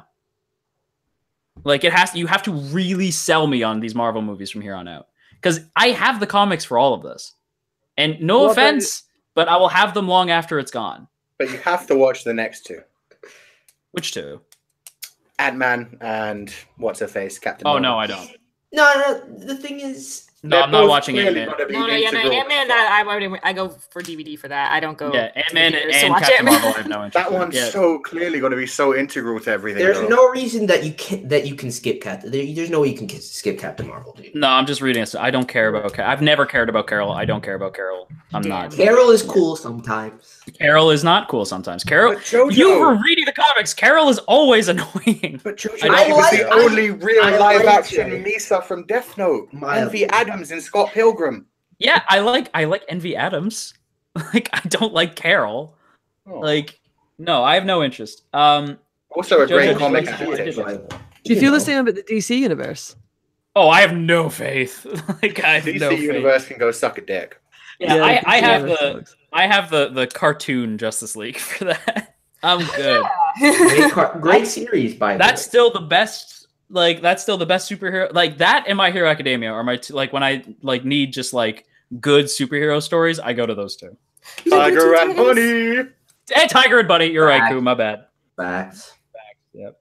When are we gonna do Tiger and Bunny abridged? That was. I don't know, man. I'm actually considering watching Tiger and Bunny. The other day, I'm just like, I don't have anything to watch. Tiger and Bunny's on Netflix.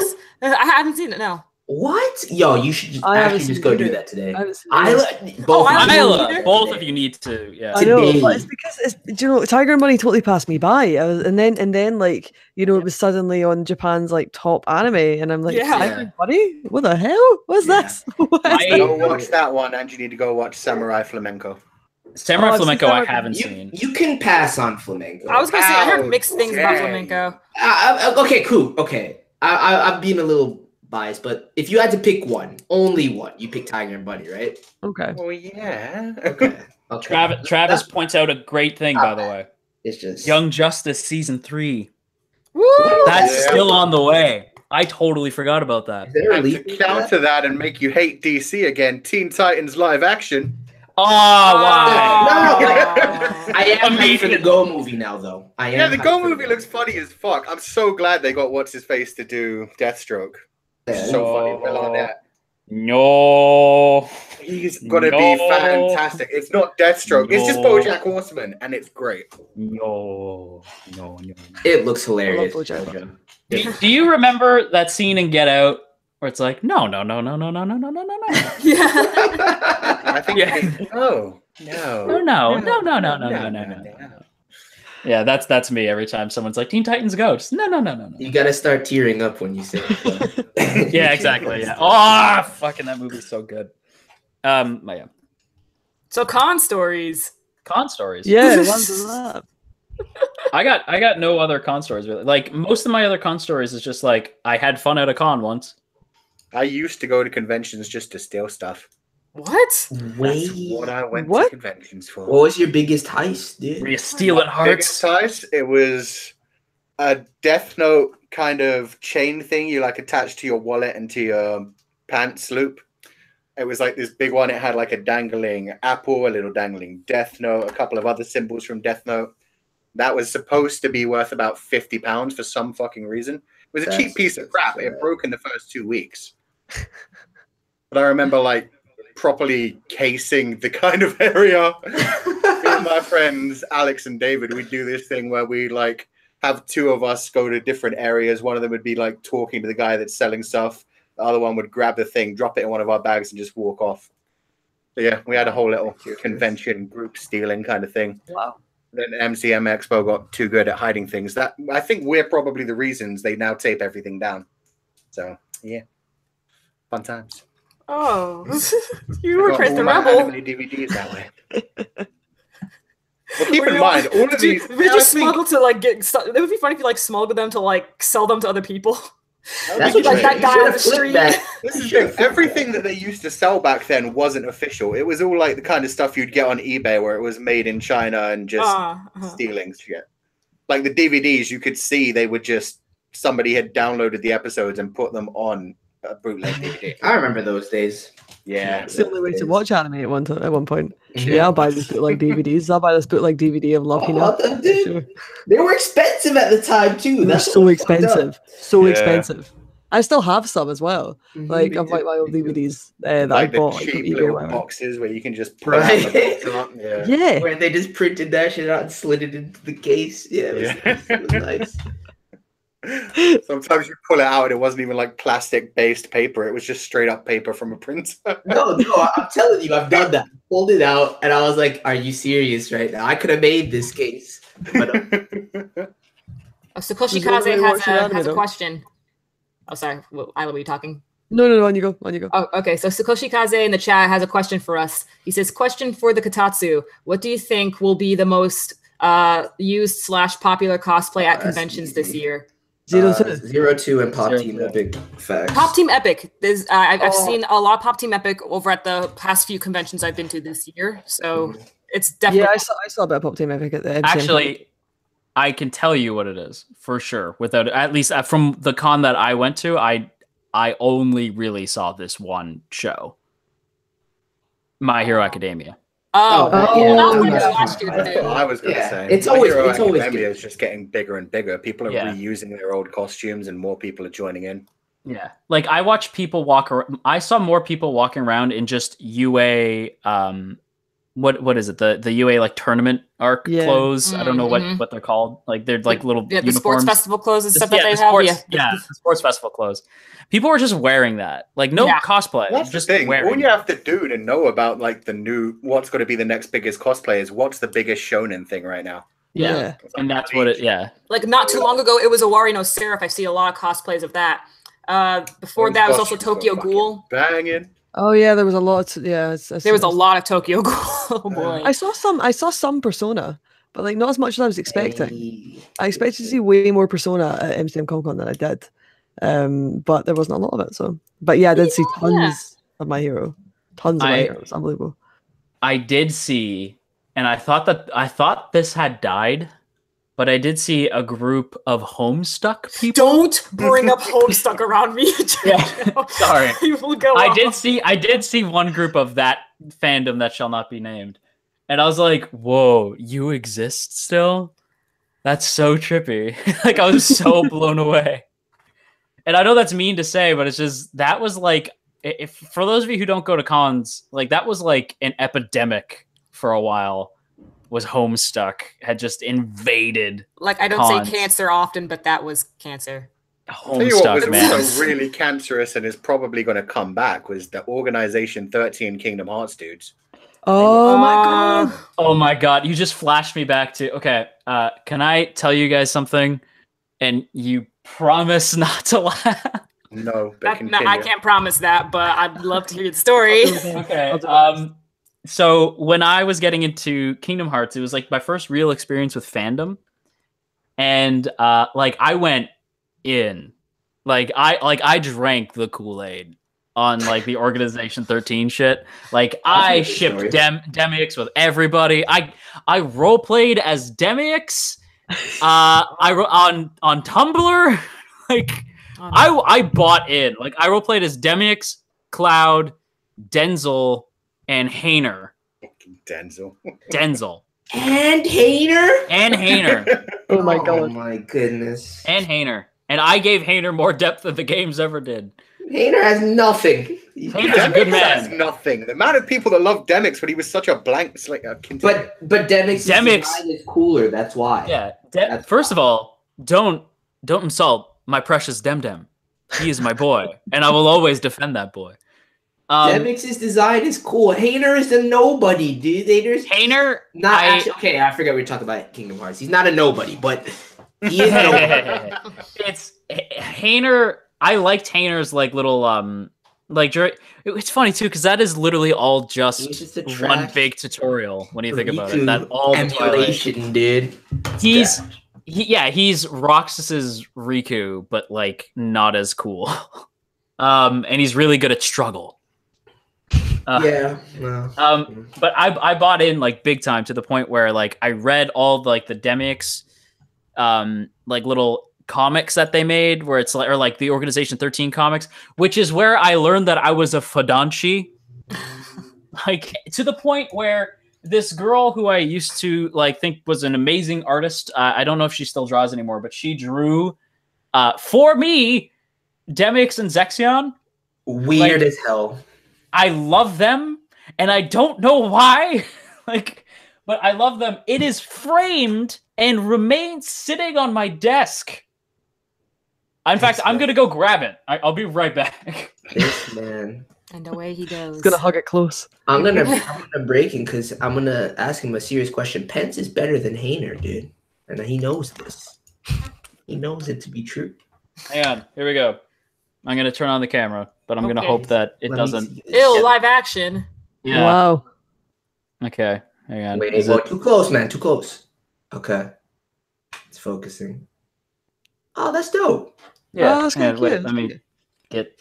Yeah.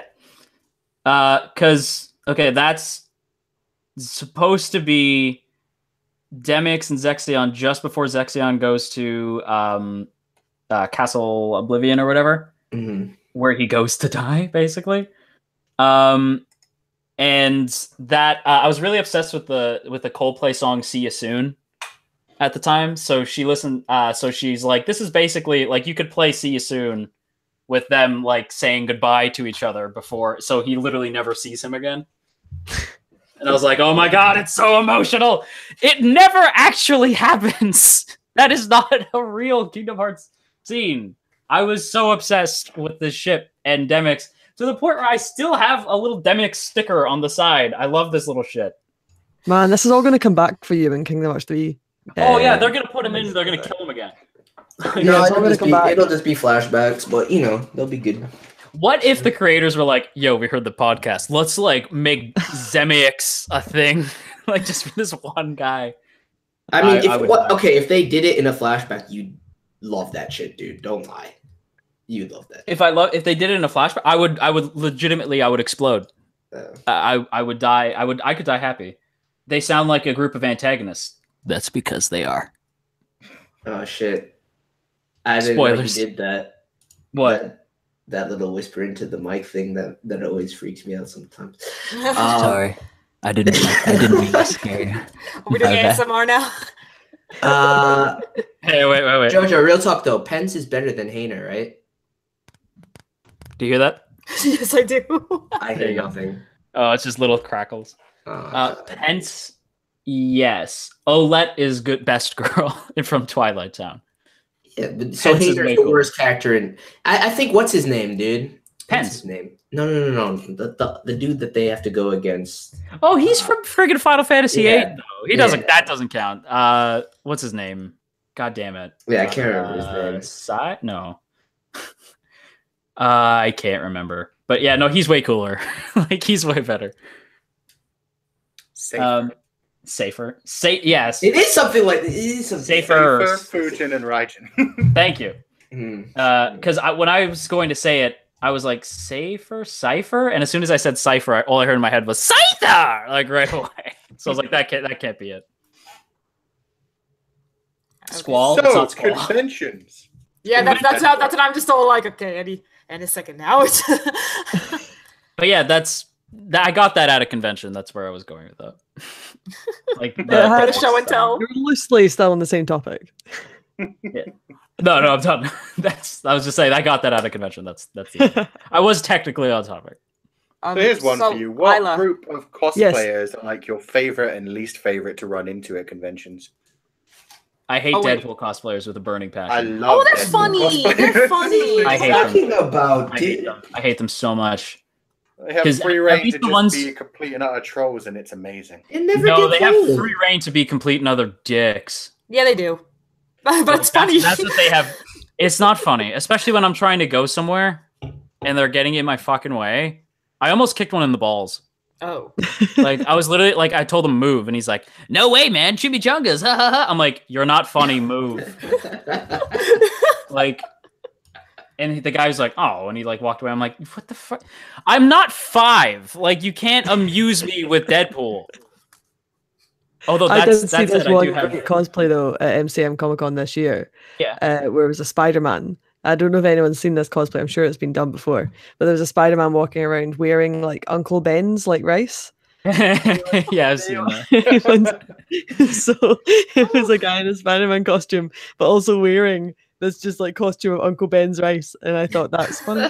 That's very funny. Have you seen the picture of... For you, cosplayer? Have you seen the picture of the Spider-Man who spills Uncle Ben's rice and he just screams? No. It's very funny.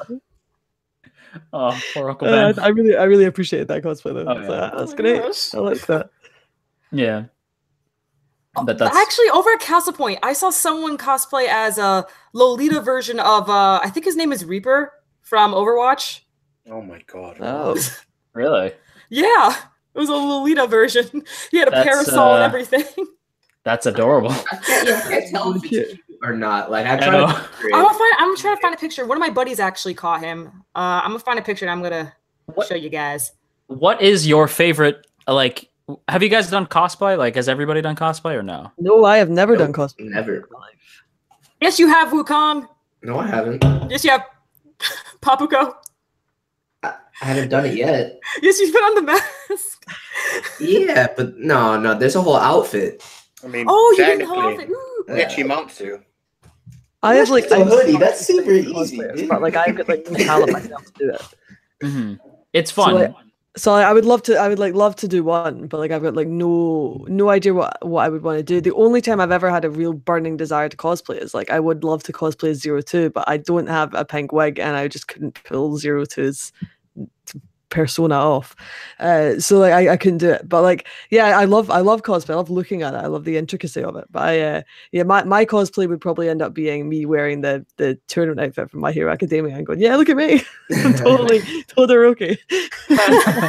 I'm definitely not Momo. I don't have the assets for that.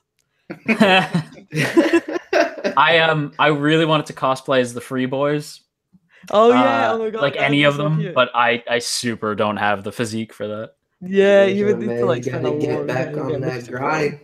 I do. Get I'm those trying. abs, and you go. I'm trying to find this. Hang on, maybe it's in here. This group photo. I was part of this like young justice group. Oh, okay, here's one.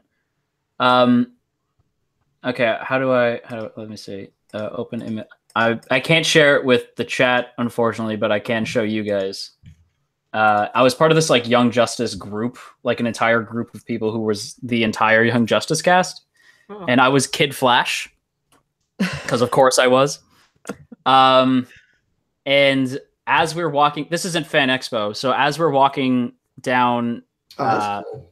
yeah, you could see me there with Robin, who I was supposed to be best friends with, but I met that kid on the day. So I was like, okay. But yeah, we were walking down Toronto downtown to get to Fan Expo, and I hear, now keep in mind, I hate kids. I really don't like kids. Kids annoy me, which is much to the chagrin of Koo from many of the conversations we've had. But I can't stand kids, so keep that in mind. So we're walking downtown Toronto to get to the con, and we hear like this high-pitched voice go like, Wally! And I was like, huh? I was like, what kind of name is Wally? Wait, my name is supposed to be Wally. So I turn around, and it's this dad wearing like, he's got the Flash shirt on, and thank God it didn't say fucking Bazinga on it, because I would have punched him. Oh. But it's this dad wearing a Flash shirt, and this little kid runs up to me, and he goes, Wally! And I was like, and all my friends were like, say something. And so I was like, hey, buddy, what are you doing? And so I went on one knee and I talked to this kid for like 5 minutes. And he, like, I just remember him going like, what are you doing here? I'm like, oh, I ran over from Central City. I heard you were doing something cool. Like, I literally played Wally West for this fucking kid. That's adorable. Oh my god. Yeah. Actually, And I mean, this cute kind of reminds me of what's his name from The Incredibles. Main villain. Oh, Syndrome. I felt like Syndrome the whole time. Oh my gosh. But yeah, the dad thanked me. Yeah, I am your biggest fan. No, but yeah, the dad was really cool because he's like, he kept like, he looked at me and he was like, thanks. Because like I could have just been like, I'm not fucking Wally West, moron, and walked away. And all those superheroes you believe in are lies. Santa's also not real, and the Easter Bunny's fake.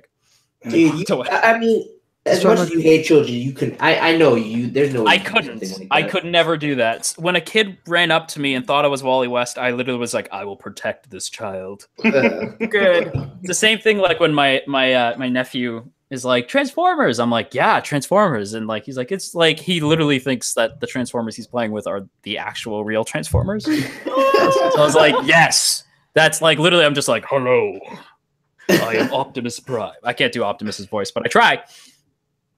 But yeah, some kids I like, but most kids I think are annoying. I get you. Kids are cute, man. I sent a link in the chat to the video. Just skip to 3 minutes and 48 seconds, and you'll see the Lolita Reaper. Yay! I want to see Travis in the chat. If I say darling, it just sounds really Scottish. Darling. That's how you say darling. That is cute. Darling. That's so rough. So that's a rough Glaswegian, darling. Yeah, it sounds my like you're God, trying that to pick up refers other women over at the bar. I know, darling. Want to go for a drink, and then you can give me a high five, Sloan. I was You would too high-five me savage, back. dude. No, she would high five me back. High five you back. I was too savage. Nah, Isla knows. Oh, man. Also, Oh my God. Lolita Reaper is not cute. Absolutely not cute. It's amazing. I think that's pretty good. I like the cosplay, but it's not cute.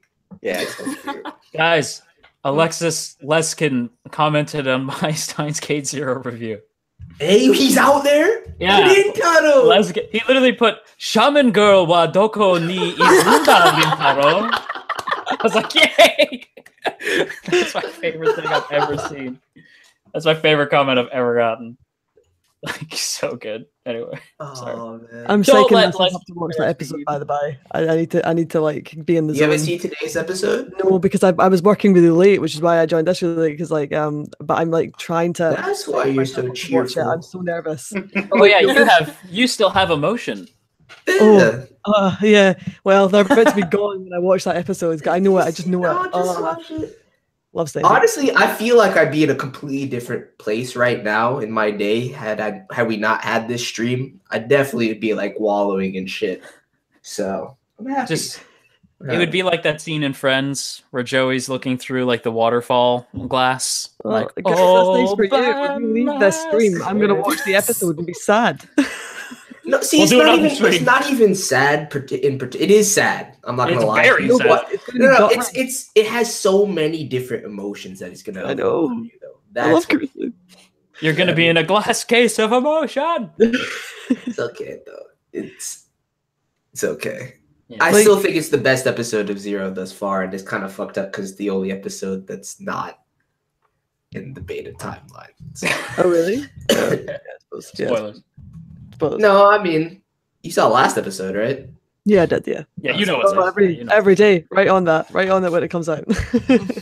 I would have seen this one if I hadn't been like working late. But yeah, I'm proper like psyching myself up for it. Like I can do this, I can watch it. Like when I came back from con, I don't know if you guys have experienced this, if you've done like big long cons, but this was my first like long con. So like I was away Thursday to Monday, so I missed 5 days of anime, and because I'm watching so much this season, that was like a shit ton of shows. So I just spent my whole Tuesday from Monday night, so like about 6:30 on Monday all the way till 6:30 on Tuesday, just catching up on all these shows, like one show after the other. I don't know what I watched. I just watched so that because I had to catch up. Some really good stuff, but like I think I just watched so much anime that was just too much to consume in one short amount of time. So it made me think, can I actually do a con again if like I'm watching this many shows? Should I even do a con?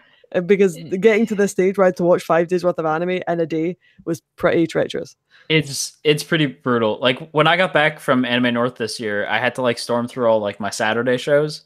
Yeah, and I got a comment. A Saturday, a Sunday, and a Friday, or a Thursday. Weirdly, everything comes out at that point. Exactly. And I did get a comment like, "Dude, like, where's the My Hero review?" And I was like, "Oh, it ain't coming." I saw it. I saw that, and then I watched 5 shows immediately after. I had no time, but I do approve of Deku Wukong. He is my new favorite. Oh yeah, totally. Hey man, look. I laughed so hard when he came out. I never would have put that together myself, and once I saw it, I can't unsee it. So I saw you guys post it on Twitter, so I hadn't seen the episode yet, and then I saw the episode and went, "Oh my god, it's so true." He comes out and he's all like he's trying to be cool and and they're like, "No, it's gotta come from the gut. It's gotta be like angry." So funny. You gotta jut your jaw out more. Oh, so brilliant. So good. I love Ida's costume too. Is the best. I love it. They're all really great. They're all really good. I love Momos. This season has just been brilliant. Like this season's so good. Prepare yourselves for next episode, my friends. I'm not ready. I'm so not ready. Sloan knows. I know. I'm still like, oh god. Can I just say, by the way, My Hero Academia, like both anime fans and manga fans, it's one of the few times I've like, especially after watching Tokyo Ghoul Ray, it's one of like the few times I've seen manga fans and anime fans get along really well. Because anime fans are like, "This is fun," and manga fans are like, "You'll be okay. Everything's gonna be okay." As opposed to like, you should read the manga. It's way better. Like, but you know why it's like that though, Jojo? Because that's the synergy you get when the adaptation is good. When it's actually better than the manga in some instances. That's when you get that synergy. Because for me, I know what's gonna happen, and yet somehow it managed to get me even more hyped than I was when I originally read it. So true. Yeah, that's so cool. That's why I like My Hero so much. And that's why I'm not watching Food Wars. Food Wars is trash right now, dude. I'm sorry. Oh no! I carry the hype on my back. like I read the manga and it's so strange because I feel like that the adaptation for Food Wars is too super mediocre, too on point, I guess you could say. Like, it's not no enhancing liberties anything. Taken. Nobody exactly. cares. There's no enhancements at all. So I'm just like, well then. Yeah. And I get it, right? Like if I didn't read the own. manga, I'd be just as invested as you right now. I think it was awesome, but I have something I want to watch. It's a slideshow. I know it's a slideshow, but like I haven't seen this shit. So when they're like Central is coming and like, oh my god, they knocked out like all these people, including my fucking best girl. Like, god damn it.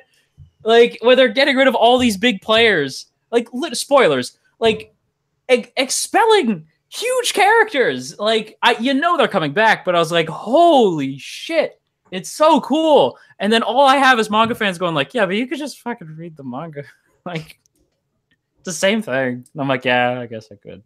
I started reading it. It is the same thing. Yeah. Exactly. Yeah, it is the same thing. Well, and the best part is it's where I do totally agree with you guys because it doesn't add anything. I have Spotify now. I can make my own fucking playlist to go with Food Wars. Like I don't. Okay, yeah, the music is great, right? Yeah, but it's not enough. It's not enough. Mm-hmm.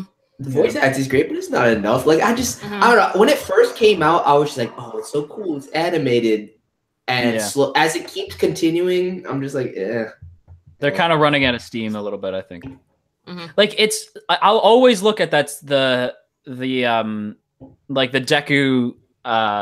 like times like 1 million punch as like it had the perfect music and that fucking voice actor gave it. Like you could hear his vocal cords ripping like as he fucking that scene was insane. That scene just had like goosebumps and like my whole heart stopped. Like, oh my god. Yeah. I could rewatch that over and over and still feel the same. Like it was just I'm gonna get evicted, dude, because I can't keep my voice down when these shits happen. So yeah, exactly. Well, then people get mad at you for that. I'm getting evicted like next month. I'm being sincere too. I'm not. I have like 3 noise complaints right now. Are you serious? No way. All for me just yelling at these shows. So, dude, you have got to soundproof that. I really can't soundproof. That's so funny. You need to rent a studio. You gotta go somewhere else. See, that's why the Kotatsu must join in the same city. And we'll get a studio, and Sun can scream to his heart's content. If you want to join in the same city, you should just go to Anime NYC this year. Right? I will happily go to Anime NYC, but after you have an election. After I wait, what did you say? Election? He doesn't want Trump to be in power when he comes to I heard erection, dude. I was like, excuse me? Like, we started the idea of paying money to hear Sun screaming. Now we're moving on to erection. I mean, nah. No, stop. Yeah, I was like, I'm not even gonna go down that. No. Go for it. I was gonna try to make a joke, but I can't back out of that. But yeah, no, I don't want to visit America while Trump is president. Like, I'm planning on going to Anime North next year for sure. It's gonna happen. I'm gonna do it. Yeah. I'd love to do one American con. I'd really love to do one, like a proper big anime one. I want to do Anime America. NYC is anime where? Anime NYC for sure. Okay. Cool. You want to go to Anime North next year? Fuck yeah! I thought we already agreed to that. Yeah. Oh, I didn't know that was a thing, but I guess okay. I thought we agreed to that. Either that or we can do Con Bravo, and you guys can just stay at my house. Like, you could do Con Bravo. Let's do it. Son, we get That to is- meet that's so JoJo's cool. mom. Oh god, don't be weird. Don't be weird. Don't be weird. Never mind. Never mind. Invite Wait. rescinded. No, I need a place to stay, JoJo. No, you don't. You can stay on the street. No, but no, yeah, like legitimately, if you guys want to Con Bravo, you can actually just stay here. But don't be weird. Like, Oh no, this is a joke, man. no, I know. But yeah, you could totally stay here. Like, that's why like Con Bravo is a little bit more like it's just downtown. It is more fun, but Anime North is like bigger and there's more to do. Okay. Yeah, it depends on what you guys want to do. We When don't is have Con to split- Bravo? Con Bravo is in July, I believe. Okay, so they're not that far apart. Yeah, it's May. Yeah, it's one's the end of May, and I think the other one's the end of July. Yeah. So yeah, I think we'll probably have more fun if we Jojo, if if we do all Anime come to North. your house, can we get like an actual kotatsu that we can all sit under? Yes, actually. Oh my god. that's Although so it's got to be in summer, so make sure it's air conditioned rather than heating. Yeah, Hey, a nice little breeze. that's totally. I wish I could buy a Kotatsu, but they're really actually no. Wait, I probably I tried to expensive. buy one, dude. No, they are expensive. They are Yeah. Are they expensive. for reals? Oh, okay. My bad. Yeah, especially if you want one with a heater in it. Yeah. Just put a blanket on top of a box. God damn it. Weebs. Bro, you need like a budget Kotatsu. nice looking comforter, dude. Budget, yeah, it's budget Kotatsu. It's Yeah, perfect. you just need a nice looking comfort. That's all it is, because you never see the box part. Yeah, you just it's all Yeah, about the it'll be comfort. 4 broke weebs. I love it. Yeah, right. The food That- crew, dude. yeah, The it's food a crew. com. The Fukru. Oh, right, the food crew. That the Fu crew is what we have decided we will call Fujoshi and Fadonchi. The Fu crew. It's perfect. I love that name. It's great. Perfect. You know what I'm gonna do is I'm just gonna buy the table with the cloth because it's like it's a lot cheaper. It's like 162, Yeah, it's a lot cheaper. and I'll just get like a foot heater. Or you can get like an electric you blanket. can literally just put a space heater underneath the table. and Yeah. Yeah. I might just do that because it'll usually just be me. So Oh. yeah, very lonely. Very very lonely. Put Oh. Augie under the Put Augie under He'll melt. Oh my gosh! Oh, Augie! Just plastic. put this Skeleku head under there and see who finds it first. Oh my god. That's terrifying, dude. That's That's more the- terrifying. that's my- No, it's not more terrifying than the Sonic thing. Sonic thing is more terrifying. Oh no! Don't bring that back up. Hi, Kazuma des. When is my next Konosuba season? That's what I was just thinking. Oh, that's never I'm happening. giving up. I'm tapping out. I'm Yeah, reading the light That's not novels. happening. No. I'm reading the light Also, novels. when's JoJo Part 5 and Haruhi Season 3? JoJo JoJo Part 5 is Part already five is- airing. It's called Golden Kamui. Golden Kamui is better than JoJo. No, actually, no. Oh my god! Whoa! Don't go. I was crazy. no. I didn't say part 5. I was gonna say part 5. Not better than JoJo in general, but Oh, okay. I actually don't know if I can say that quite yet. My It might heart. not be better than JoJo part. Yo, 5. you can't make statements like that. Yeah. Like, my heart just No, stopped. no, not the franchise. Just part 5. Just part 5. Okay. I can't say I can agree or disagree yet. For me, I don't know. It hasn't quite reached that, but it might. Part 5 is like literally my least favorite. Yeah, you Second were least saying. favorite. Yeah. Part 1 is actually my least favorite, but Part 1. What about Jonathan? what about Jonathan? He's a good boy. He is. I don't care. Fair enough. Dude, you can get like a little Amazon heater for like $35. I could totally put this under a Kotatsu. And it will only start 3 fires a day. No, you just make sure it doesn't. It's a little heater.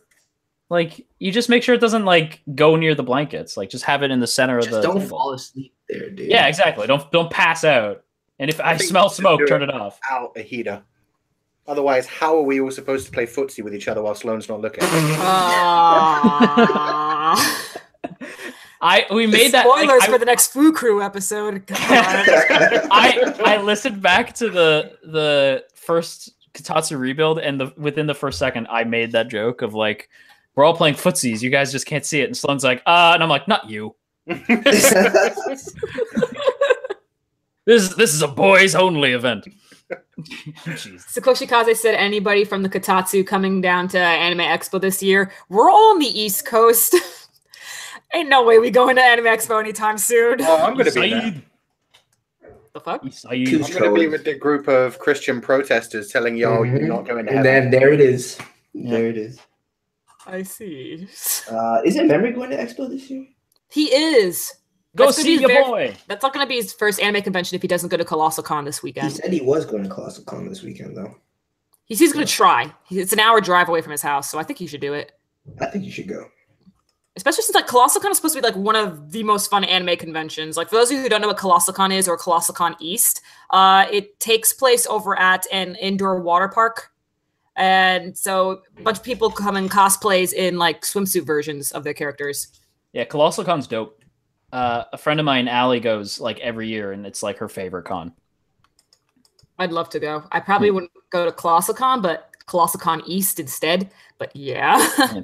Oh, fun fact about that. You've probably bought, if you've ever bought wigs from a place called Arta, my friend Allie is like one of the managers over there.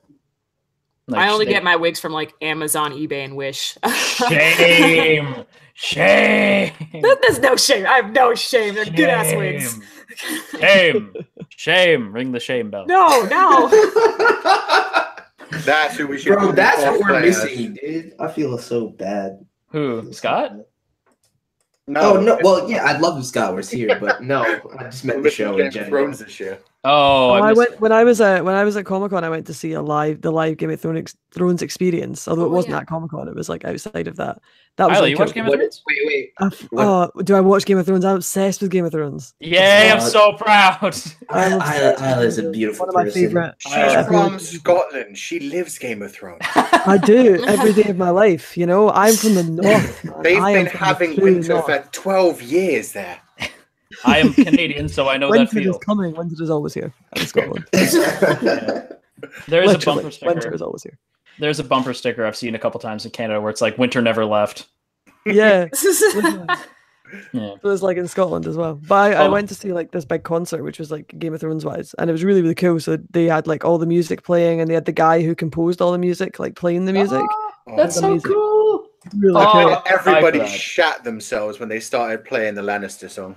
Oh mate, I was like singing along. I was like 100% singing along. Like it was unbelievable. And everyone got really hyped though because they played like clips from the show or like scenes from the show while they played the music, and so they played the whole big massive piece for Battle of the Bastards. Yeah, that was amazing. And then they played the scene where with Cersei and the and the final scene in episode 6, or the start of the final episode in season 6. Yeah. That song. That's that song's so creepy. Yeah. So good. They played that whole thing. It was outstanding, like outstanding to listen to. And the composer was so talented because like 1 minute he'd be like composing, then the next minute he'd come out with an electric guitar, and then the next minute he'd come out playing this Asian instrument. And then on that song in the Citadel, he like rose up on this like big stage, and this piano rose up with him, and he was playing the song. It was amazing. Are you sure it wasn't the Doctor? It sounds like the Doctor. That's so crazy. It was not. It was really good though. I totally would recommend it because I think they do a tour of it. It's like it felt epic though. And as a huge Game of Thrones fan, who is huge, a huge Game of Thrones fan. I love the series. I love the books. It was definitely an experience worth going to. So Sloan, are you going to watch Game of Thrones now? You tried. Come on, Sloan. I mean, have you tried again, Sloan? I haven't tried again, which is I should. To be fair, though, I can totally get why you wouldn't be a fan. Like as much as I get why you'd be a fan of anything, but like it takes a while to get into it. And my sister's now recently a fan, and she watched all of them to get up to the point where she could watch the new season with me. And she found it slow to begin with, but then it picks up and it gets amazing, and then it gets even better. And every series gets better. I'd say the first series is its weakest.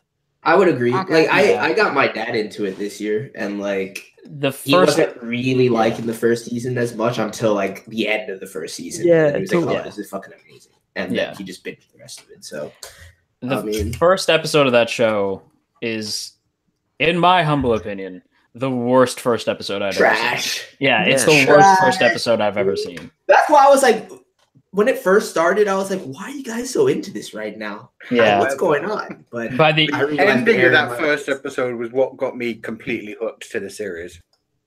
what happens at the end of the first episode? Brad gets shoved out yeah, the window. yeah.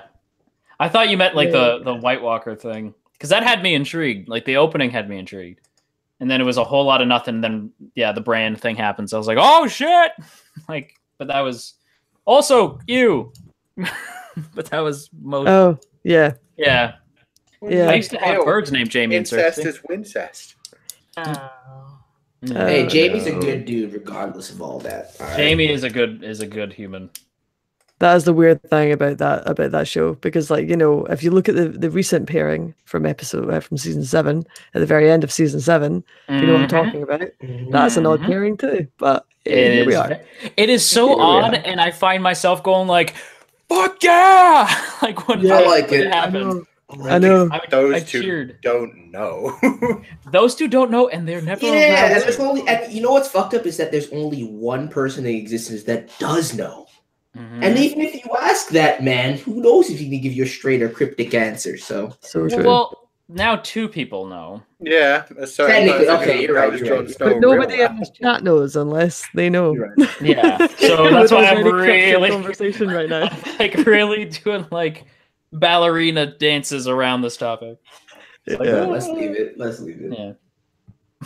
Oh, Wincest, as in like Winchester? Wincest? Yes. So I think I'll end the stream in like 20 minutes. Okay. Yes. Anybody else have some interesting stories? Isla, you said that you go to Scotland Loves Anime, right? Yeah, I do. So we've got like a Scottish kind of film festival. It's more of a film festival than it is anything else. And where they show like tons and tons of anime films. So we see stuff like way before America sees it, which is really cool. Because the guys who run it are really awesome. So they're always really fun, and you get to meet really cool like people. Like I've met Mario Kada, which was really awesome. She just did she did like Toradora, and she just did the a silent voice and stuff. So that was really awesome. Like I didn't even know she was going to be there, and so I was like sitting really close in the audience. Yeah, she was there, and we did a Q&A with her. It was kind of like a major fangirly moment where I was like, oh my god, I get really fangirly when it comes to directors and producers and writers and stuff, because they actually did the thing that I like. Like I like actors and things, but the writer and the director or the author did the thing that I like they wrote it or did it. So I get really quite excited. And I missed the year that Makoto Shinkai was there, because that would have been cool. Yeah. That would have been so cool. No, But the Mario that Kart thing festival's is fucking amazing, and I would totally say it's worth coming over to Scotland for. Everything's worth coming over to Scotland for. You should totally come over here. I But just want to visit in general. I Check need it to out. visit my I'm going. homeland. Yeah. I know must you are. visit. Sloan, I'm so excited. Oh, that's what you decided on, Sloan? Oh yeah, Scotland. Okay. Nice. Yeah, I voted for Scotland on the Twitter poll. Best, So did best. So did I'd say.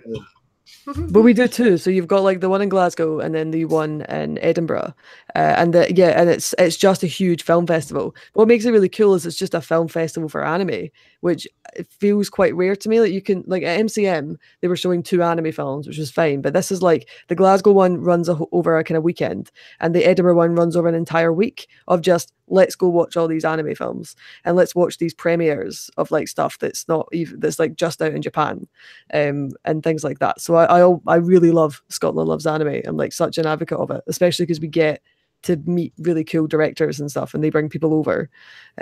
So yeah, I would totally say come up and see that. And that's our like big festival in Scotland for anime. And then we've got like a Glasgow MCM, which isn't the best, but Oh you know, dang. when are local cons ever really the best, especially in Scotland.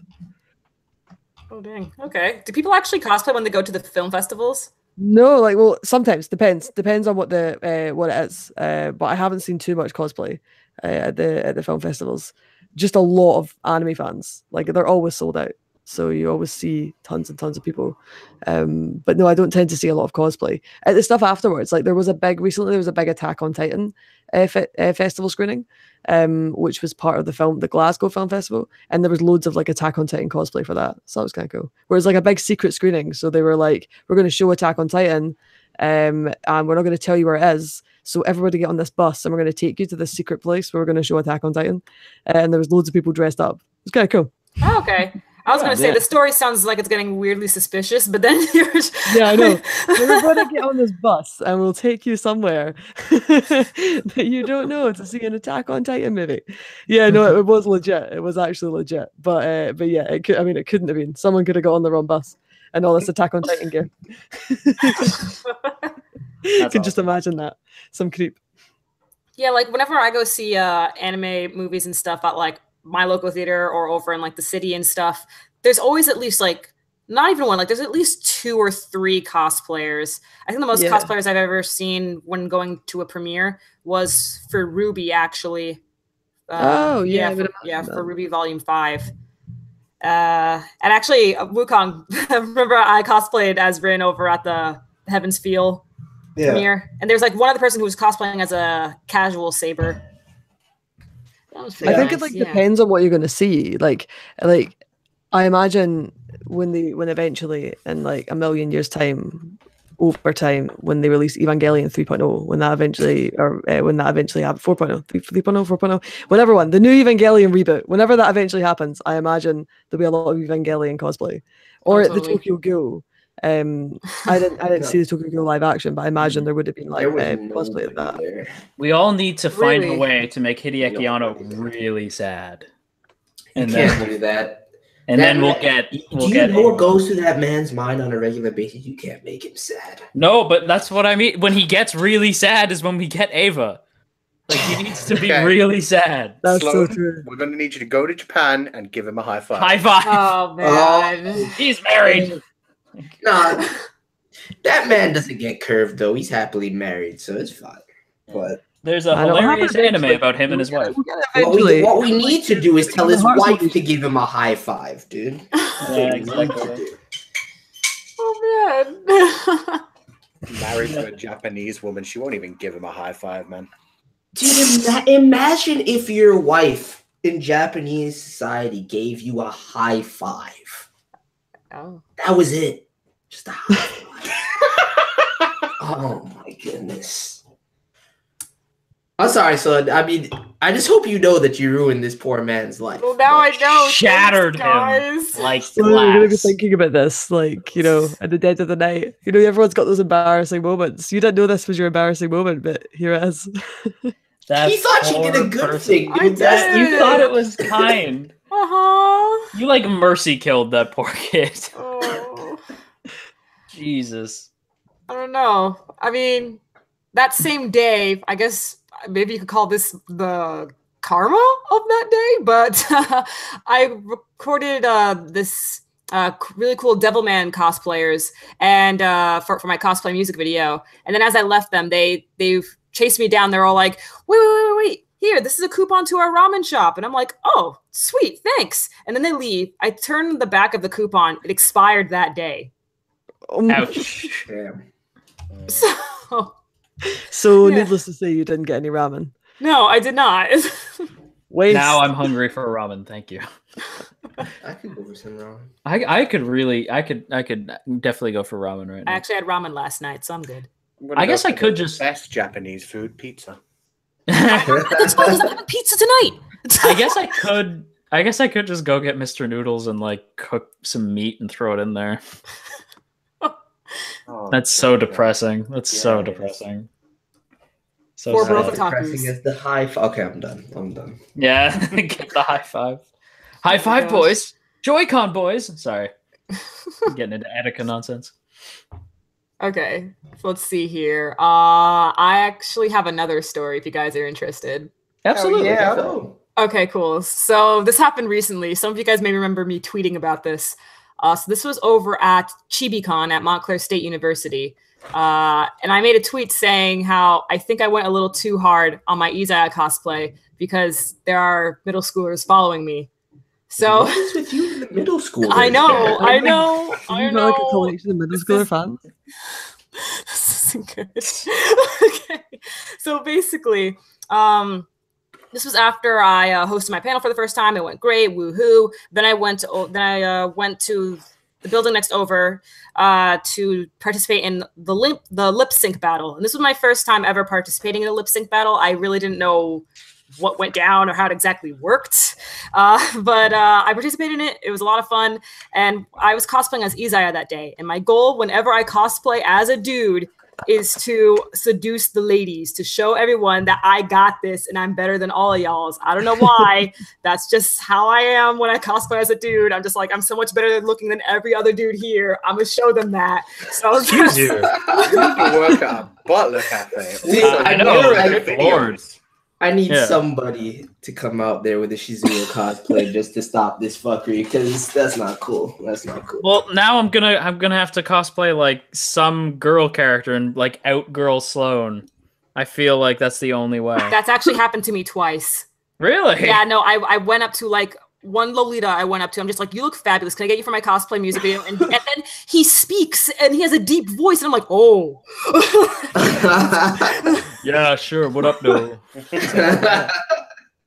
And then, like, with Castle Point, I got this cosplayer, and I find out that this dude is, first I found out that this guy's a dude, and then I find out that he's a famous cross player on Instagram. So I'm like, what? But anyway. Damn. I know, yeah. So anyway. Like, the reason why I came up with this mentality was ever since I saw the Prince of Nozaki-kun. If you guys remember that character, just that character is amazing, and it inspired me to become one of those people. Just, but basically, over at the lip sync battle, I went a bit too hard. I started doing, let's see here. I was rolling on the floor, and I threw my jacket. And I was like going up to the people in the audience and, playing with them and stuff. I guess you could call it like a PG striptease, you could say. Wow. I went a bit, yeah. No, I went a bit too hard. Grinded on anyone? I went a bit, huh? What? No. Baby, grind with me. Sorry. I even went to one of the people's parents and I was playing around with them. Like, I went a bit too hard, okay? So yeah, no, I know. And what were you lip syncing to? Take Me Down? What? Actually, you're not going to believe this. It was Let It Go. Oh my god. Why were you grinding up Let It Go? What's wrong with you? I'm never going to be able to look at that song again. I don't think you will. Yeah. I just can imagine it finishing with her like taking off the final bit of clothing and being like, the cold doesn't bother me anyway. That's sort of what happened. But Oh my god. Yeah, so ever since then I went up and I hugged the wrong person because this girl would not stop following me for the rest of the con. And then she gave me her food.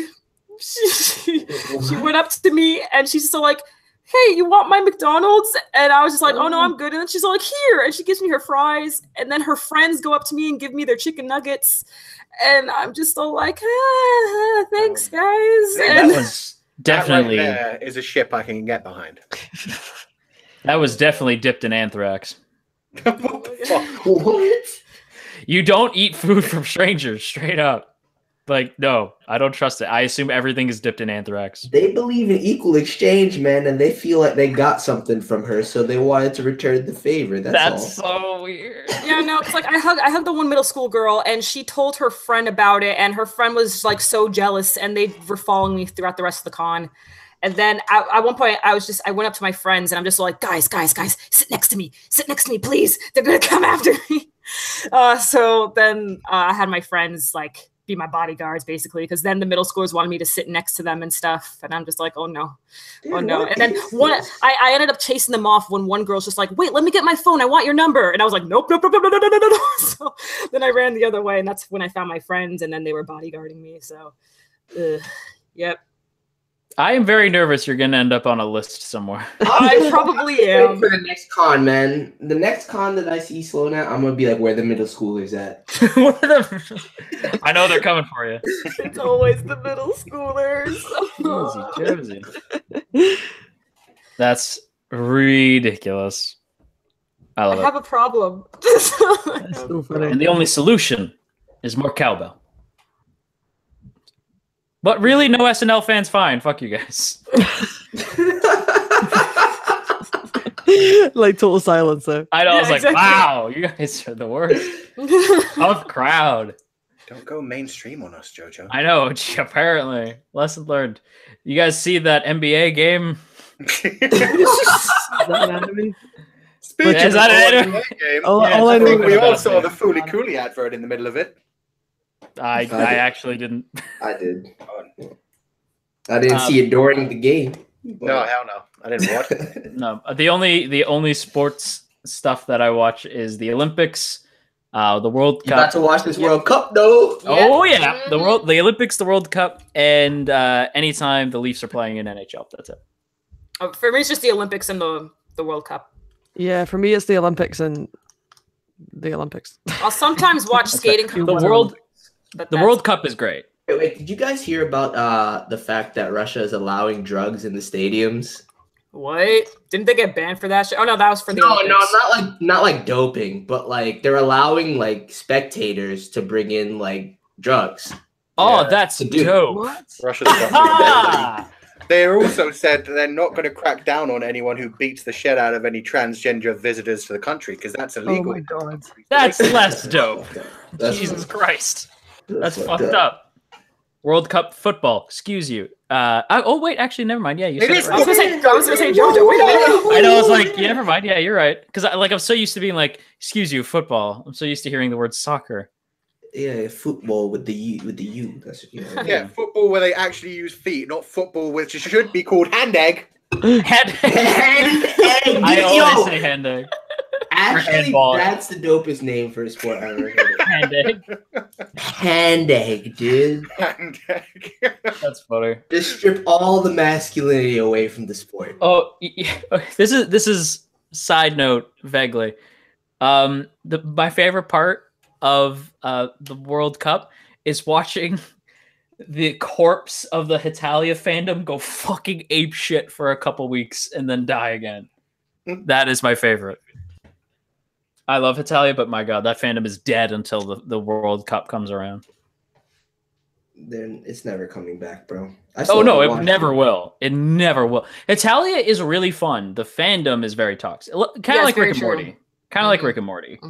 I know Yeah. I'm stuck. Wow. Yeah, my friend Yeah. was saying when we were at MCM Comic Con, we saw like a few, not very many, but Rick and Morty cosplays, and he was like, "That's quite brave to cosplay as Rick and Morty." Like now with the fandom being as it is, it's quite Yeah. brave for people to like walk around in Rick and Morty cosplay. Oh, I rocked a Hetalia shirt to Anime North, like Yeah. with pink glasses, and people said the same thing where they're like, "Hetalia, nice," and I go, "Yeah," and they're like, "You're like the only one," and I was like, "Yep," because I don't give a fuck. Like I I love give a Hetalia, so yay, keep it Me alive. too. I was like, yeah, exactly. Hetalia is a good show, it's a especially really if good you're. comedy. Yeah. Yeah, I love my favorite subject in school was art and history, and so I love Hetalia. Like it's jokes about history and the different countries in them, which people call racist, but I call fucking funny. Yeah. Yeah, See, I think it's okay when you poke fun at everybody. If you poke fun at one thing, then it's not funny. There's a difference between poking fun and being a dick. Yeah. And Hetalia is never like mean about it because they make fun of everybody. They're like, we're all dumb. Like that's the point of Hetalia. We're all dumb and the world still turns round. And, That's exactly it. yeah. And Paint It White is one of my favorite anime movies of all time. Yes. I love that fucking movie. It is so funny. And the outtakes are the best. Have you ever seen the outtakes for Paint It White? I haven't. It's so fun. The guy who, by the way, Hetalia is only to be watched in dub. Yes. Okay, only to be watched in dub. Okay. The guy who plays Germany. There's a Yeah, scene. Patrick Spoilers. Sykes. Yeah, there's a scene where they have to jump out of a plane, and in the actual movie they just jump out of the plane. They don't say anything. But in the bloopers, he kept going, like he kept talking. So he's like, "We're just gonna jump out of the plane, and holy shit, holy fuck, we're going to die!" Blah, blah, blah, blah, blah. Like, and then he just gets riddled with alien bullets. It's really funny. I have to look up these bloopers. It's so funny. The bloopers are hilarious. Yeah, like and I'm I had not to- too into bloopers. I'm very specific like the only time I ever really liked bloopers anime wise was for the Full Metal Alchemist Brotherhood English dub. There's so that was a good one. Have you must have seen the because again I still Blasphemy I know, but I've only seen 2003. I haven't seen Brotherhood yet. Oh right, I forgot. Yeah, it's on my to-do list. I don't care. Like people have spoiled it for me, and like it is like a bummer. But I mean, it's been out forever. I can't help that. Why can't you watch it? I'm going to soon. It's literally the next one on my to-do list. It's a total commitment. Yeah, it's the next one on my to-do list. 64 episodes? That's short comparatively to some things. I did manage to get through Steins Gate 12 episodes in a anime single day. A day? Yeah. A day, yeah. I stormed through Steins Gate in a day. That's how You much did I that in love a day? I don't remember you doing that in a day. I thought oh you did you beat me to it because I was still watching it. Because I watched it like we were watching it around the same time. Yeah, like and then a buddy of mine had come over and I thought like we were gonna marathon it, but we thought we were going to watch it in like small bursts. But then that one particular episode happened. Yeah. And we were like, well, we're just here now. Yeah. Like this is just our day now. Which is why Zero is painful. Oh yeah. At least back then when I binged Steins Gate for the first time, I didn't have to wait a week every single fucking cliffhanger. Which is every week. 8 episodes deep and we haven't had an episode without a cliffhanger. It's kind of ridiculous. Pochad, I'm glad to hear that, man. Thank you. And I hope you enjoy reading your chapters of Horizon. Well, we're going to be ending this stream too now, but thank you guys so much for coming through to this incredibly odd stream. Yeah, but that's Kotatsu, though. It's not really meant to have, like... We try to have one specific subject. It's the rebuild, dude. Yeah, exactly. That's why you have the not in the parentheses. Yeah. It is about this, but it's also not about this. I also thought that was a kind of like mention to Evangelion. It is. Oh, great, good. Yeah, straight up. Yeah, that's straight up. Yeah. Thank you guys so much for coming through. Woo! Yes. We don't know when we'll stream again, but I'm sure you'll be there. Please. Oh, we're gonna try to do. We try to do it twice a month. Yeah. Don't give them any idea. We don't know when we'll stream again. Twice a month is pretty bare bones. Okay, once a month we'll try. Oh Jesus Christ, we're so horrible. Look, guys, we'll be back. That's all you need to know. All right. Who went those no-like streams? And Isla, I hope you can join us again for even more because you're awesome. I would love to. It's been fun. I've enjoyed it. The moment when you crept up on JoJo was... That was absolutely terrifying. I was like, whoa! I know that voice! Just a brooding Scottish accent just comes out of nowhere. Yeah, that was funny. That deep Scottish voice. Alright, bye guys! Don't scary! Peace.